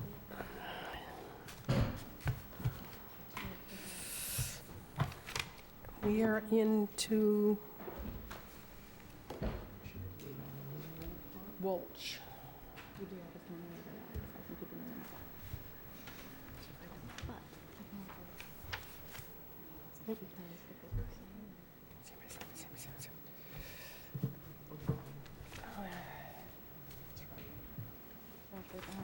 All right. Paperwork. All right, this is a continued hearing for 2731 Cranberry Highway, and who's here in front of me for this project, in front of us? Thank you very much. My name is Jeff DeLisi. I'm with the law firm Ornberger, DeLisi and Harris, and I'm with Darren Grady, who is with Grady Consulting, our engineer. You were here 2 weeks ago. We were here 2 weeks ago. All right, you've given us a new plan. Well, You gave us a new plan to look at for the last 2 weeks, so we now have it, and everybody has it. You changed the direction of the bays and the parking area and switched it around. So the back of the buildings are up against where the wetlands, as opposed to the front of the buildings, which they drive in and out of, correct? That was a big change. yes, that's correct. All right, talk to us, please. Okay, great. So I described at the last meeting what that change was, and we discussed it fairly briefly, and you've synopsized it well. Prior to the change, most of the work that was proposed was outside of your jurisdiction entirely. And the change was necessitated because the building was required to be moved further from the westerly property line, the side yard. Under the planning board regulations, there was the necessity to have a open space buffer of a certain distance. And so previously, the back of the building was a matter of feet off of the property line. And now, as a result of the buffer, we've been able to reconfigure this, which makes it actually much more of a neighborly project. As a result, a portion of the building was pushed, a portion of the building was pushed into your jurisdiction between 50 and 100 feet. The net is that none of the work that is being proposed is within the no-build buffer strip for this project at all. That was in front of you at the last meeting, and you didn't have an opportunity to review those plans prior to the last meeting, which is why this was continued. We did discuss it a bit. I have submitted a response to the commission about some of the kind of incidental items that were discussed at the last meeting, that being maintenance of a open space area, a note added to the plan of no storage of retail activities, and also a signage that would be on the door involving handling of hazardous materials. That's something that's new, that was not in front of you 2 weeks ago. Additionally, just recently, I had a conversation with the building inspector about parking. And while we believe that for 10 total tenant bays with 2 occupants for each bay, that we meet the zoning and exceed the zoning requirement now for parking, I was requested to provide the commissioner with a plan that would show as much parking as we possibly could get on the site. And so the only potential change that I could foresee to this plan versus what you have in front of you now is the addition of 4 parking spaces along the southerly side of the building. Those spaces would be between 50 and 100 feet, but Darren here has indicated to me that there would be no net change to the drainage conditions on the site in any way as a result of that. And so our preference obviously would be to close the hearing tonight, hopefully vote to approve this. If that were done, we would be requesting a condition that it's subject to 4 parking spaces being added on the side of the building, and that we submit, that plan to the commission. One of the reasons I recognize the commission won't be able to act on this until it's entirely comfortable with everything that's in front of it, but one of the reasons why I'm hoping for a closure and a vote tonight is because the planning board's regulation requires that they have a certified copy of an approved order of conditions in hand before they can act. Yes. So there's kind of a continuance of this meeting means another month and a half to the permitting process. And that's pretty much it. Okay. So we talked about, I'm going to ask the questions. Remember, keep your questions to wetland regs and anything else, I will ask you to hold and discuss it with planning if I believe it's under their jurisdiction. Kwame, questions? Actually, no questions at this time, thank you. Thank you. Michael? No questions, thank you. Paula Jean? So I received all the posted regulations and the list of all the things that have to get inspected every year, and but something to tune of $2,000 for the extra work. What I was wondering is, who is the owner? I'll get to how this connects. It says Kevin Welch on here. So Kevin Welch is the applicant, and he has an agreement to purchase the property, which is subject to permits. Okay, that's why it said when it will be sold. That's Yeah. why, that was my first specific question. So it would be sold. So the current owner will not be the owner of this project? The owner Correct. of the property, okay. I revisited it today. I drove by, and the mountain, the tractor-trailer load of trash that goes with the house is still there, and I thought, if this is how the stewardship of the property is now, it would be that way in the future, which kind of made this lose all meaning to me.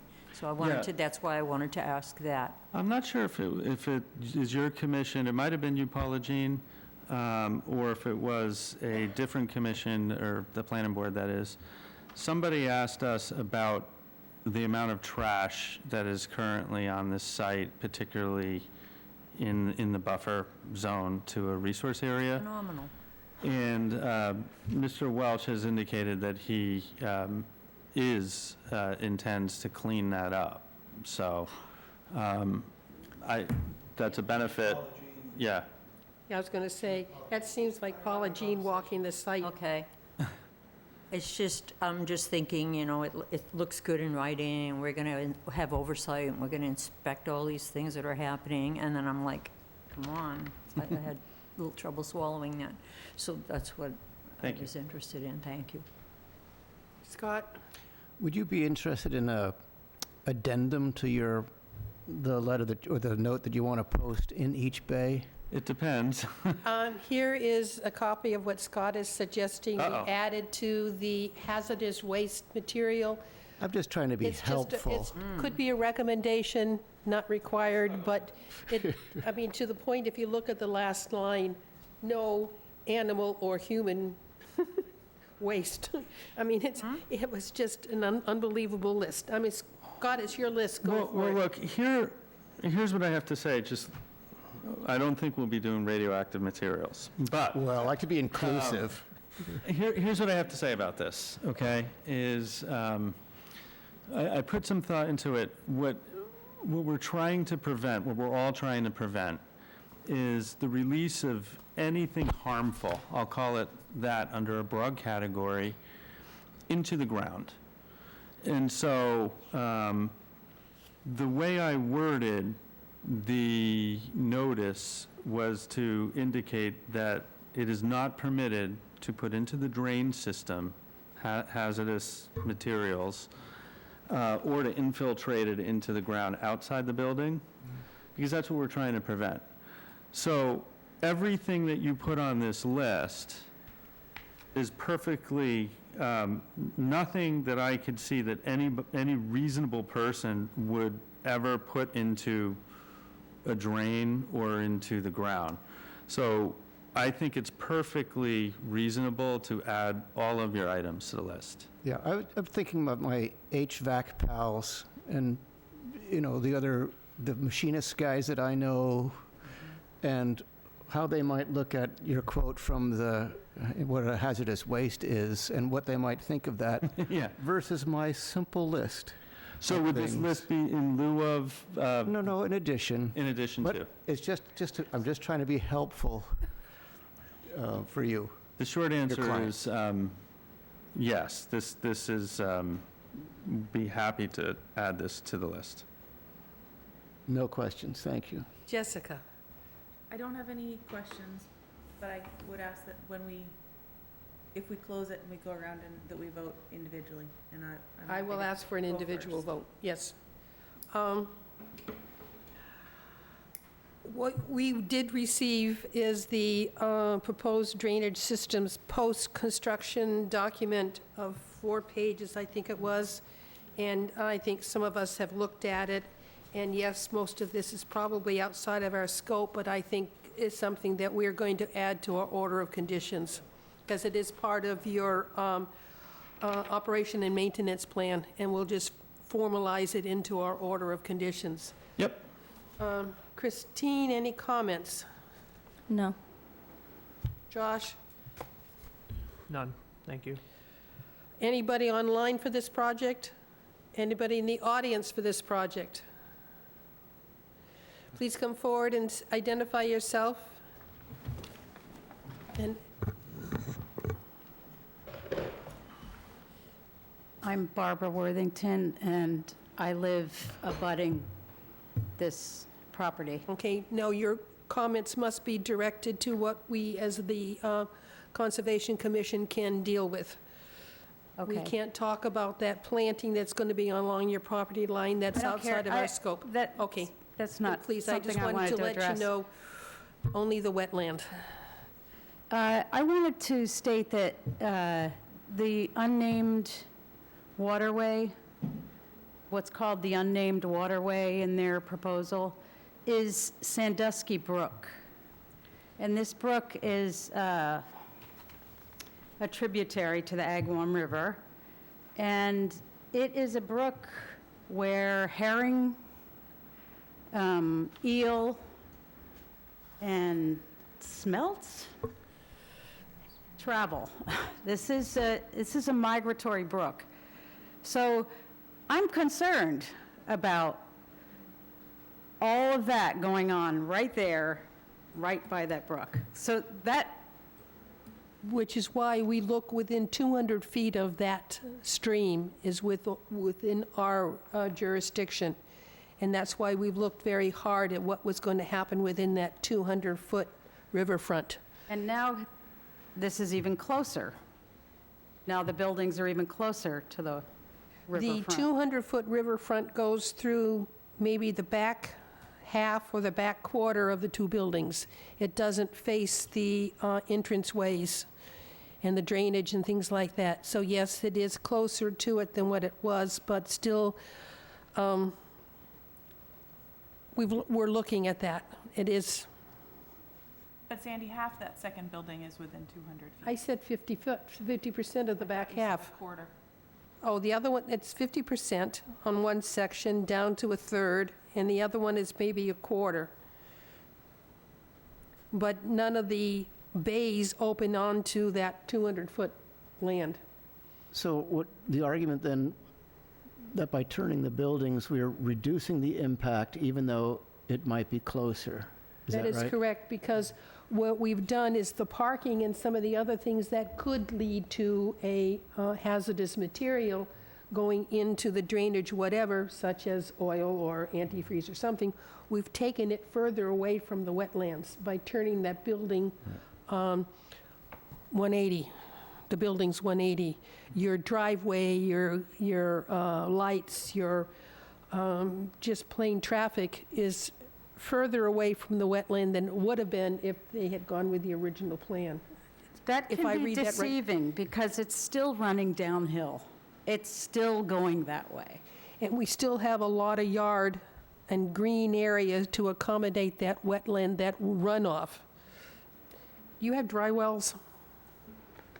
We have infiltration system. That's, and- you had a big one. I saw that in one of the plans. Correct. To that is catch all that runoff. The most recent plan has shallower containment because of the wetlands. But the Because the containment water have- table is so high there. Okay. Thank you for your comments.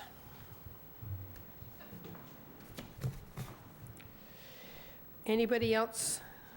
Any comment on the board before we consider closing the hearing? Any other comments?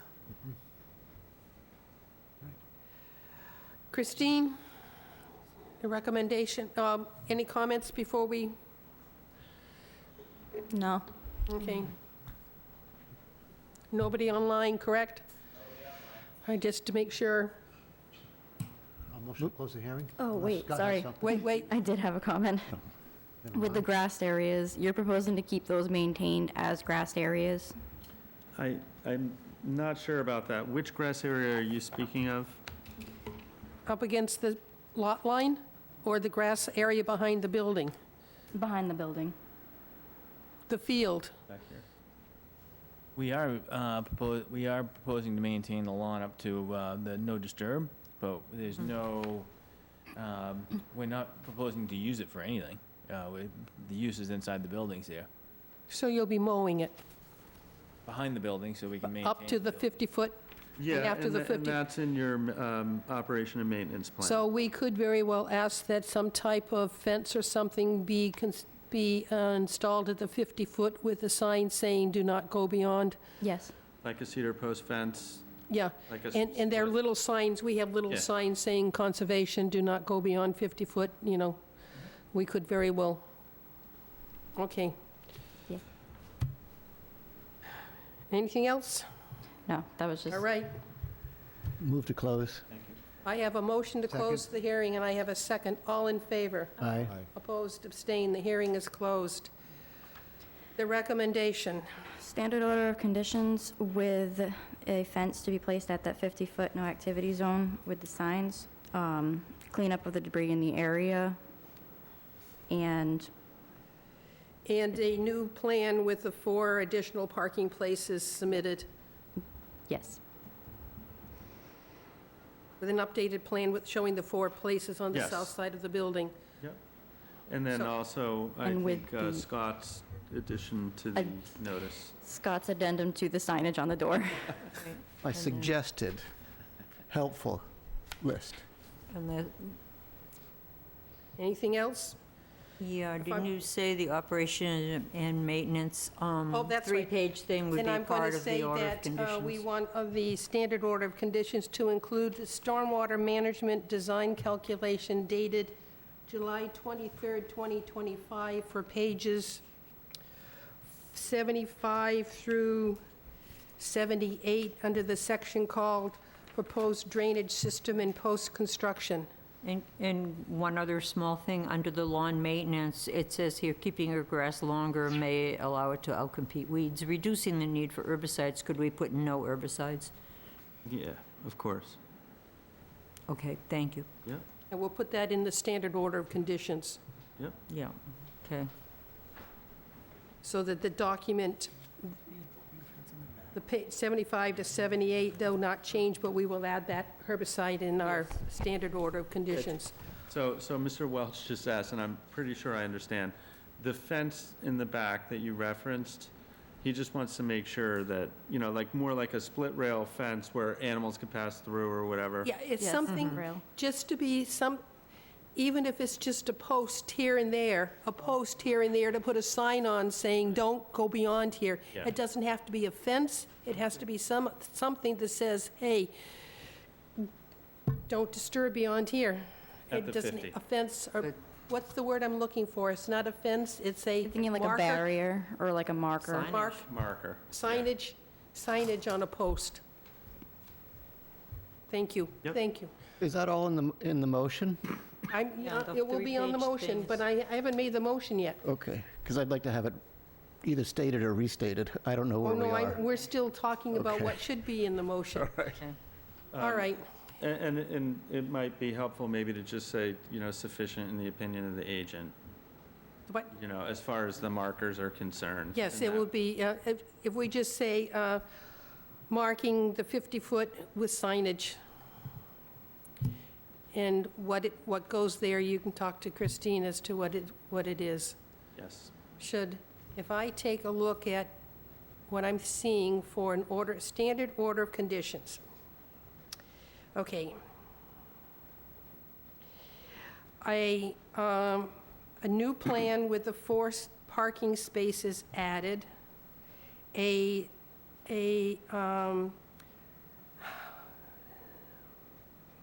post with the 50-foot no-touch zone sign on it, a suggested update to the Fence with the Posts plural, or we're going to have more than one? Well, I would say whatever, I would expect more than post plural. Signage on the door to be updated with some more hazardous material. No herbicide can be used, and we will attach the pages 75 through 78 from the July 23rd, 25 Stormwater Management Design Calculations. Did I get them all? Yes. I think I had like cleanup of debris in the area. Oh, cleanup of, Yes. cleanup of yard. So I added cleanup of yard. Did I miss anything? Everybody, one more look. Are you comfortable? That's what I heard. Jeff, did I get it all? You got it all. Perfect. Okay, so, someone say so moved. So moved. Oh, Thank you, because I can't make the motion. So moved. second. Second, all in favor? I'm Aye. going to go around. Kwame, Aye. Michael, Aye. Sandy, aye. Paula Jean, Aye.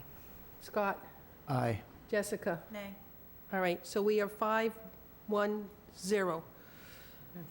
You got it. Thank you. Get Thank you very much. Updated plans to Christine and have her give you the documents. Then you can go to planning and say, okay, So I also have a clarification question. Does this still need to go to zoning then? Well, we've been through zoning on use. The only reason why we would go back to zoning is if we can't resolve the parking question, and in which case we would have to appeal that question to zoning. But I don't expect that.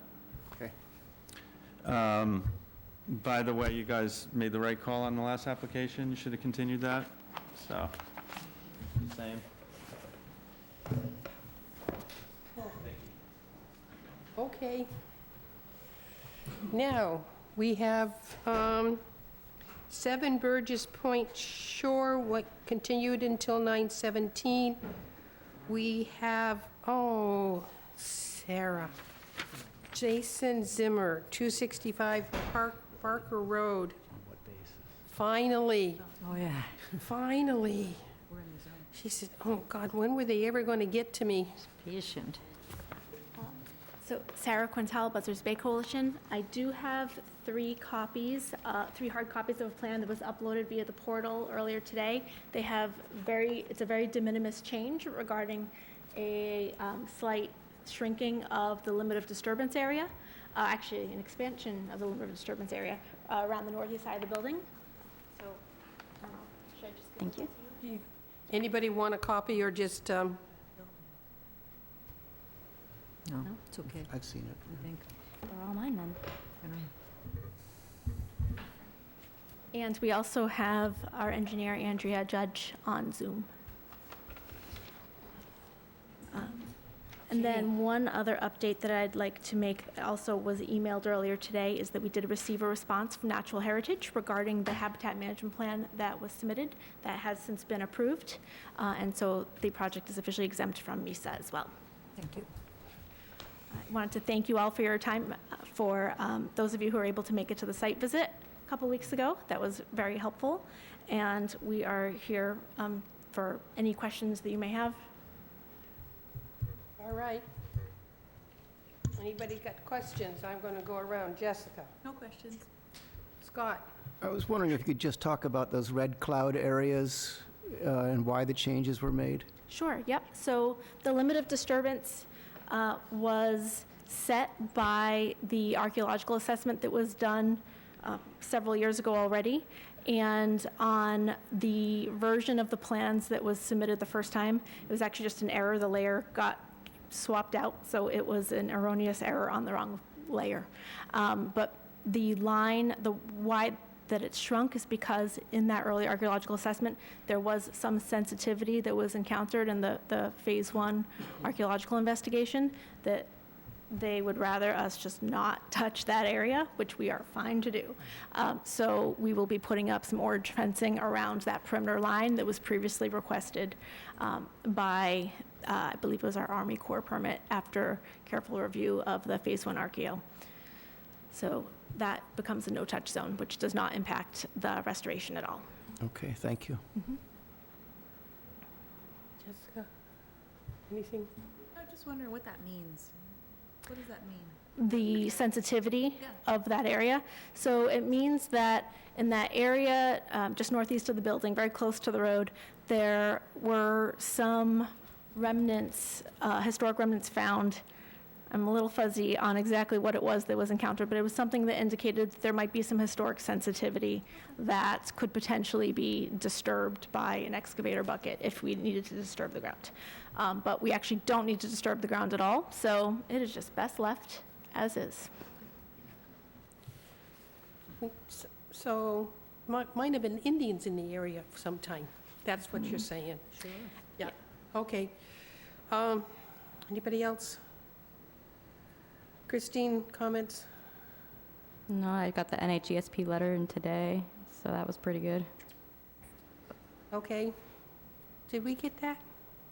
I sent it out to you guys. There was just so many other things coming today. What time did you send that? 12:52. And I do have a copy with me if it's helpful, if anyone wants to see the hard copy. Okay. Just for the record, Madam Chair, the link that is posted, it goes to a different address Yeah, and everything. it goes to so a just different, let you know. a different, Talk to Christine about it. Oh, yeah, I mean, it's a little technical thing, so somebody's looking for the information, the link is not correct. All right, thanks. All right. it sends us to a project on 2 Central Avenue. Oh, Yeah. yeah, I'll fix that. Anybody online? Anybody in the audience? All right. Christine, comments? You're good? Yeah, I'm good. Motion to close the hearing? I have a motion to close the hearing. Second. Okay, I heard a second. All in favor? Aye. Opposed, abstained. The hearing is closed. Christine, your recommendation? Standard order of conditions with the NHESP letter dated July 11th, 2025. And let me see, there was another, I think there was a DMF letter involved as well. I have to get the date on that one, though.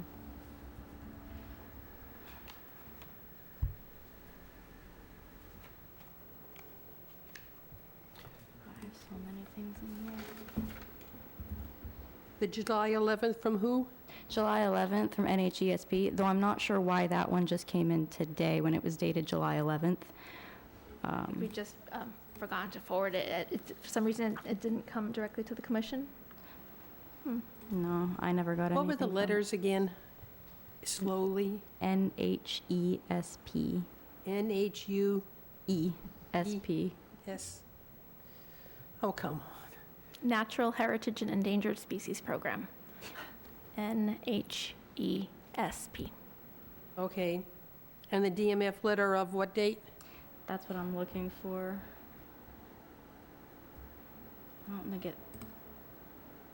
don't think it got uploaded. Well, I'll just say the DMF letter. Yeah, Division of Marine Fisheries letter. All right. We closed the hearing, didn't we? Yep. And Christine has given us your standard order of conditions plus the July 11th letter of that alphabet soup and the DMF letter. So moved. Happy? I heard that. I have a motion. Second. Second. All in favor? Aye. Aye. Opposed, abstained? Thank you for staying so long. Thank you all. We appreciate it, and we will Good keep you project. posted as we get close to construction. Okay. Thank you. All right. Town of Wareham, Minot Ave, continued until 8:20. We have certification of compliance requests.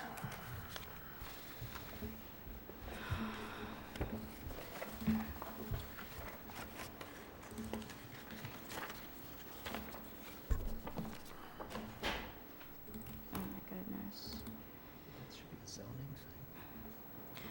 For SE 76-2181, recommend issuance of certificate of compliance. I need someone to say so moved. So moved. So moved. Yeah. Have a motion.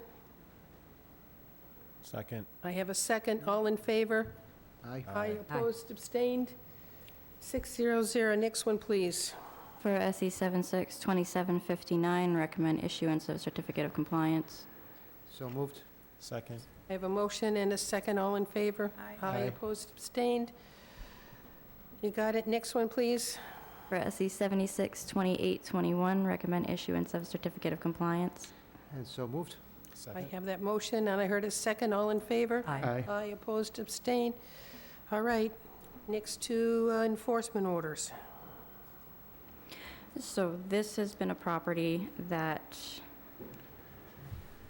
you're more familiar with than I am, but there was salt marsh that originally was on this property that was then encroached on, and a couple of patios were constructed within the 30-foot no-activity zone to that salt marsh as well.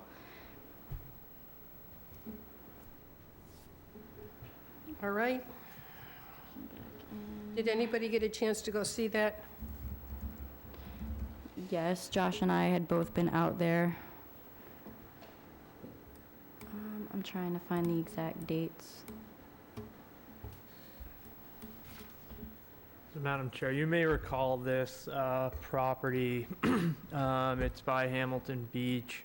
I believe there was an enforcement under Dave Pichette when he was the acting agent, and I think there were a few fines issued, but ultimately, I think I'm not really sure if you had told them to remove the structures, or if the assumption that they made was, I've paid my fine, I've been in front of the commission, and they're allowed to stay. Now, it's been determined that some of the structures are located on association property, and the association members are looking for enforcement action so that they can rectify this. So while you see that there are a few structures located At some point between March 23rd of 2022 and September 9th of 2022, there were structures that were then put in place in that no-activity zone. I am going through my list of all of our enforcement orders going back to 2016, and I can't see this address. I wonder when Pichette. Interesting. I honestly don't remember this place.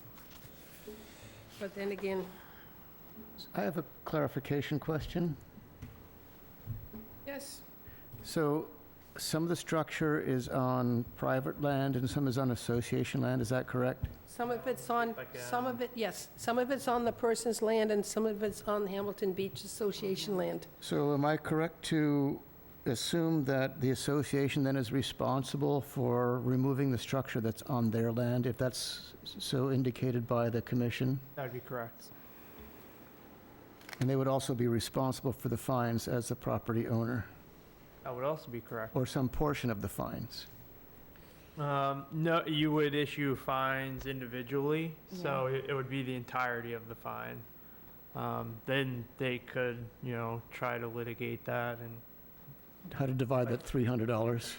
So, Right, well, you guys, yeah. are you saying Hamilton Beach Association has some of the liability here because they did not take the structure down that this person put on what he thought was his property? Correct. And the association is looking to go this route because they don't want it to turn into a scenario where they go out there, just to go out there and remove it, they should file a notice of intent to do so. They're doing work within a resource area. That's the requirement.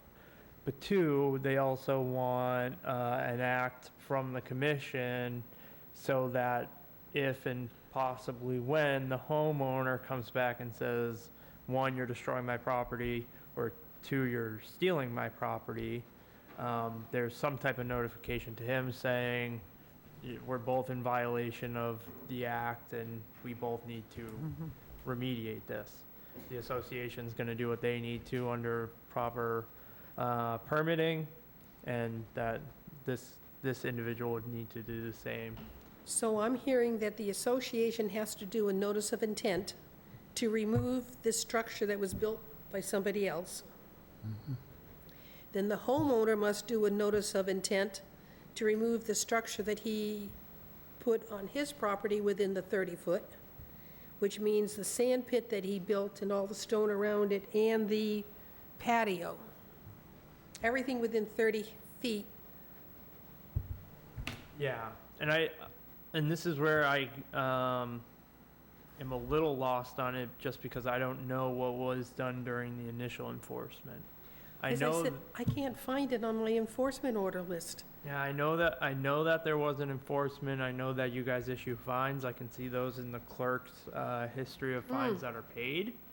But I can't find the issue of the enforcement. What type of date was, do you remember the type of date that was? If you can find that for me, I can go back through my minutes, because I must have missed it when I went through back years of, I went back to minutes to 2016 to get all enforcement orders. Okay. Yeah, I can go back and look through all of the records and see if I can But in the find. meantime, I think we need to take a motion to enforce the enforcement order, to amend, no, to Issue. Yeah. ratify the enforcement order. Yeah, that's Okay, what I yeah. need. Can I ask one question? I don't know if you think it's pertinent, but how could the Hamilton Beach Association not be aware of it when this was being constructed? I mean, So I think they really came to the realization when they had to do the permitting for the beach nourishment that they came in front of you guys for. did they not know that that was their property? Oh, they okay. did. Oh, Oh, They said they've been trying to get this resolved for quite a while. I mean, kind of like, all right. Well, that was my assumption, is Yeah. that they did a plan to do the beach nourishment, and that's when this became evident. Yeah, because But- everybody's, well, what they're doing it, why can't I? They have their own little path to the beach, and never mind, it's, So what sort of motion is needed then? I think Yeah. it's to ratify the enforcement order. all right, so moved. I have that motion and a second. All in favor? Aye. Aye. Abstain, opposed, abstain. You have a ratification of your enforcement order. We let them know that they both need to do some notice of intent to remove the structure of both the Hamilton Beach Association and the homeowner. In the meantime, if you go to that property, there's a tremendous amount of debris being dumped by the walkway. Great. Did you notice the sand and other debris that's being dumped on Hamilton Beach property? I think Carrie talked to us about that when we went down there that first time. You speaking to the microphone, please? I believe the first time that Josh and I had gone out there, Carrie had spoken to us about that. So I don't know who's dumping it. Sorry? Sorry, I don't recall it. Yeah, I'm not sure. I haven't Here, been I'm out there in a gonna pass while. that down. I took it, when I was down there this past Incredible. weekend, there was a pile of sand and other debris that was up on the beach grass, close to where they have their little seat, bench. Does it look like it could be like tillings from beach raking or beach Could very well combing? be. Yeah. Pass it on down to Josh, to let him see the picture in that corner. Does the enforcement order include not just removal of these structures, but also restoration of the wetland? That will be the notice of intent. Well, your Okay. enforcement order can. You want, well, they can't do anything until they give a notice of intent, correct? Right.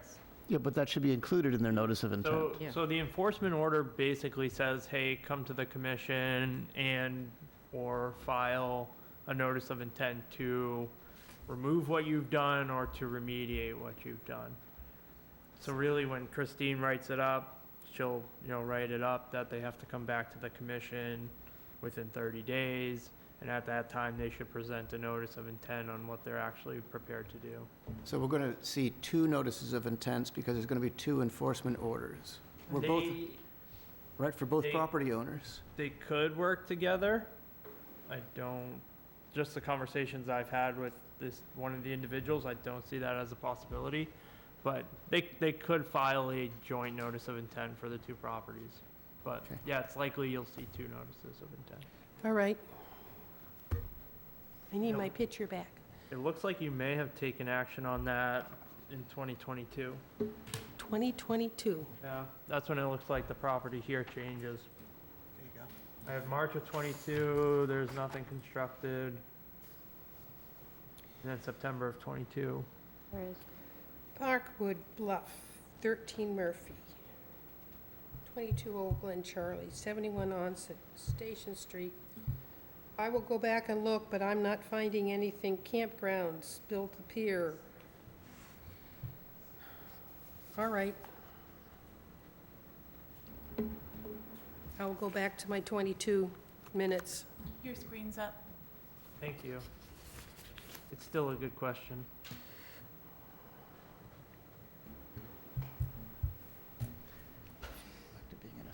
All right. We now have report of the conservation agent. Anything? Nothing new to report. There are a couple of things to speak about that were not anticipated 48 hours before this, but... Okay. So, one thing, I did send you guys out the Riverwalk conservation restriction for Alex of the Wareham Land Trust. I'm just waiting for any comments that any of you may have on that. I would appreciate them quickly, as Alex is still waiting to submit this. When did you send that? I don't think I got I it. don't think I've seen that. Unless it was like It doesn't ring a bell for me. weeks ago and my mind's emptied since. I sent it to you guys on July 23rd at 5:30. Thank you. I'll excavate it. Do you need it again? Yeah, I can resend it if you need it again. Please.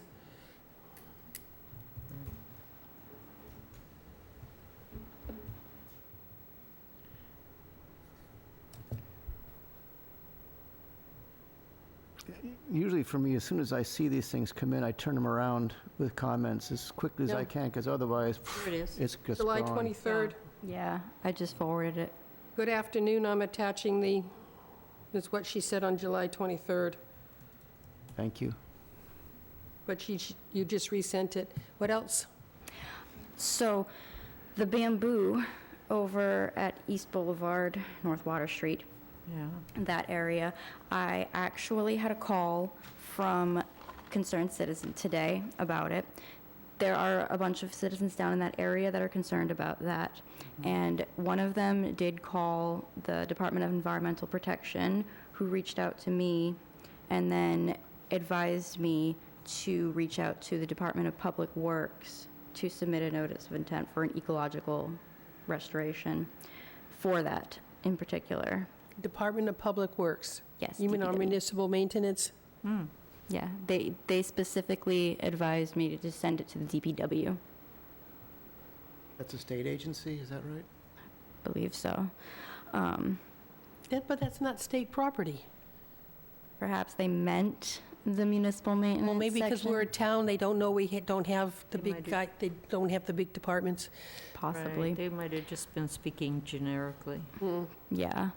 So one of the concerns of this bamboo that one of the citizens brought up was that it's close to that marina where there's that underground gas tank.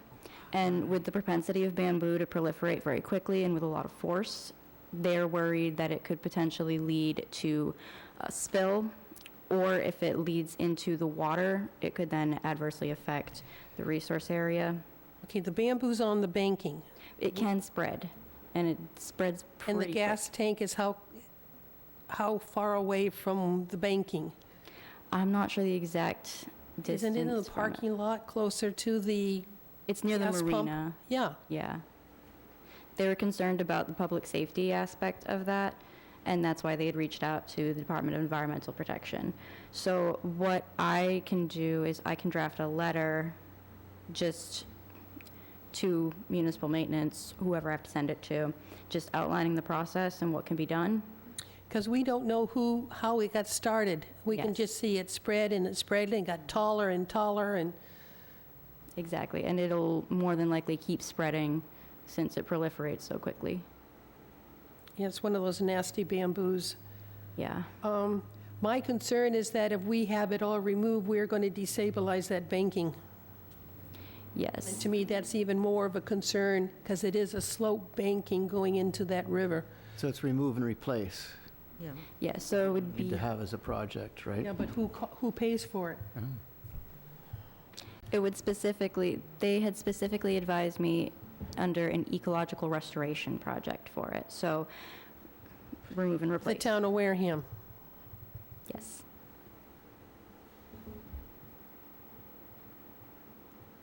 All right, so read the CR, come back to her with your comments for Riverwalk, that $1.2 million project. And she's giving you an update on the bamboo by the marina. Anything else? We have a review and approved minutes of July 18th, 2025. June 18th, I think.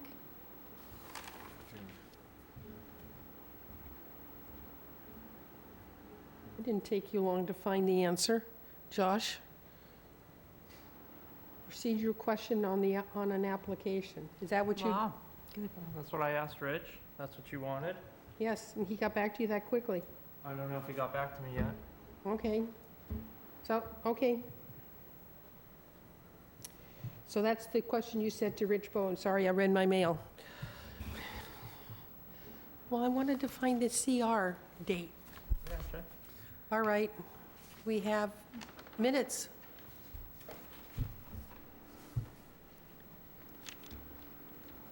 Anybody? Did anybody read the July 18th, June 18th, 2025 minutes? I'm getting no response. Can you resend them, please? We're getting no acknowledgement that they've been reviewed. Yes. Resend. Then, if somebody else, it's now 8:57. Move to adjourn. Second. I have a motion and a second. All in favor? Aye. Opposed, abstain. We're adjourned. Thank you. Noah, we're done, please.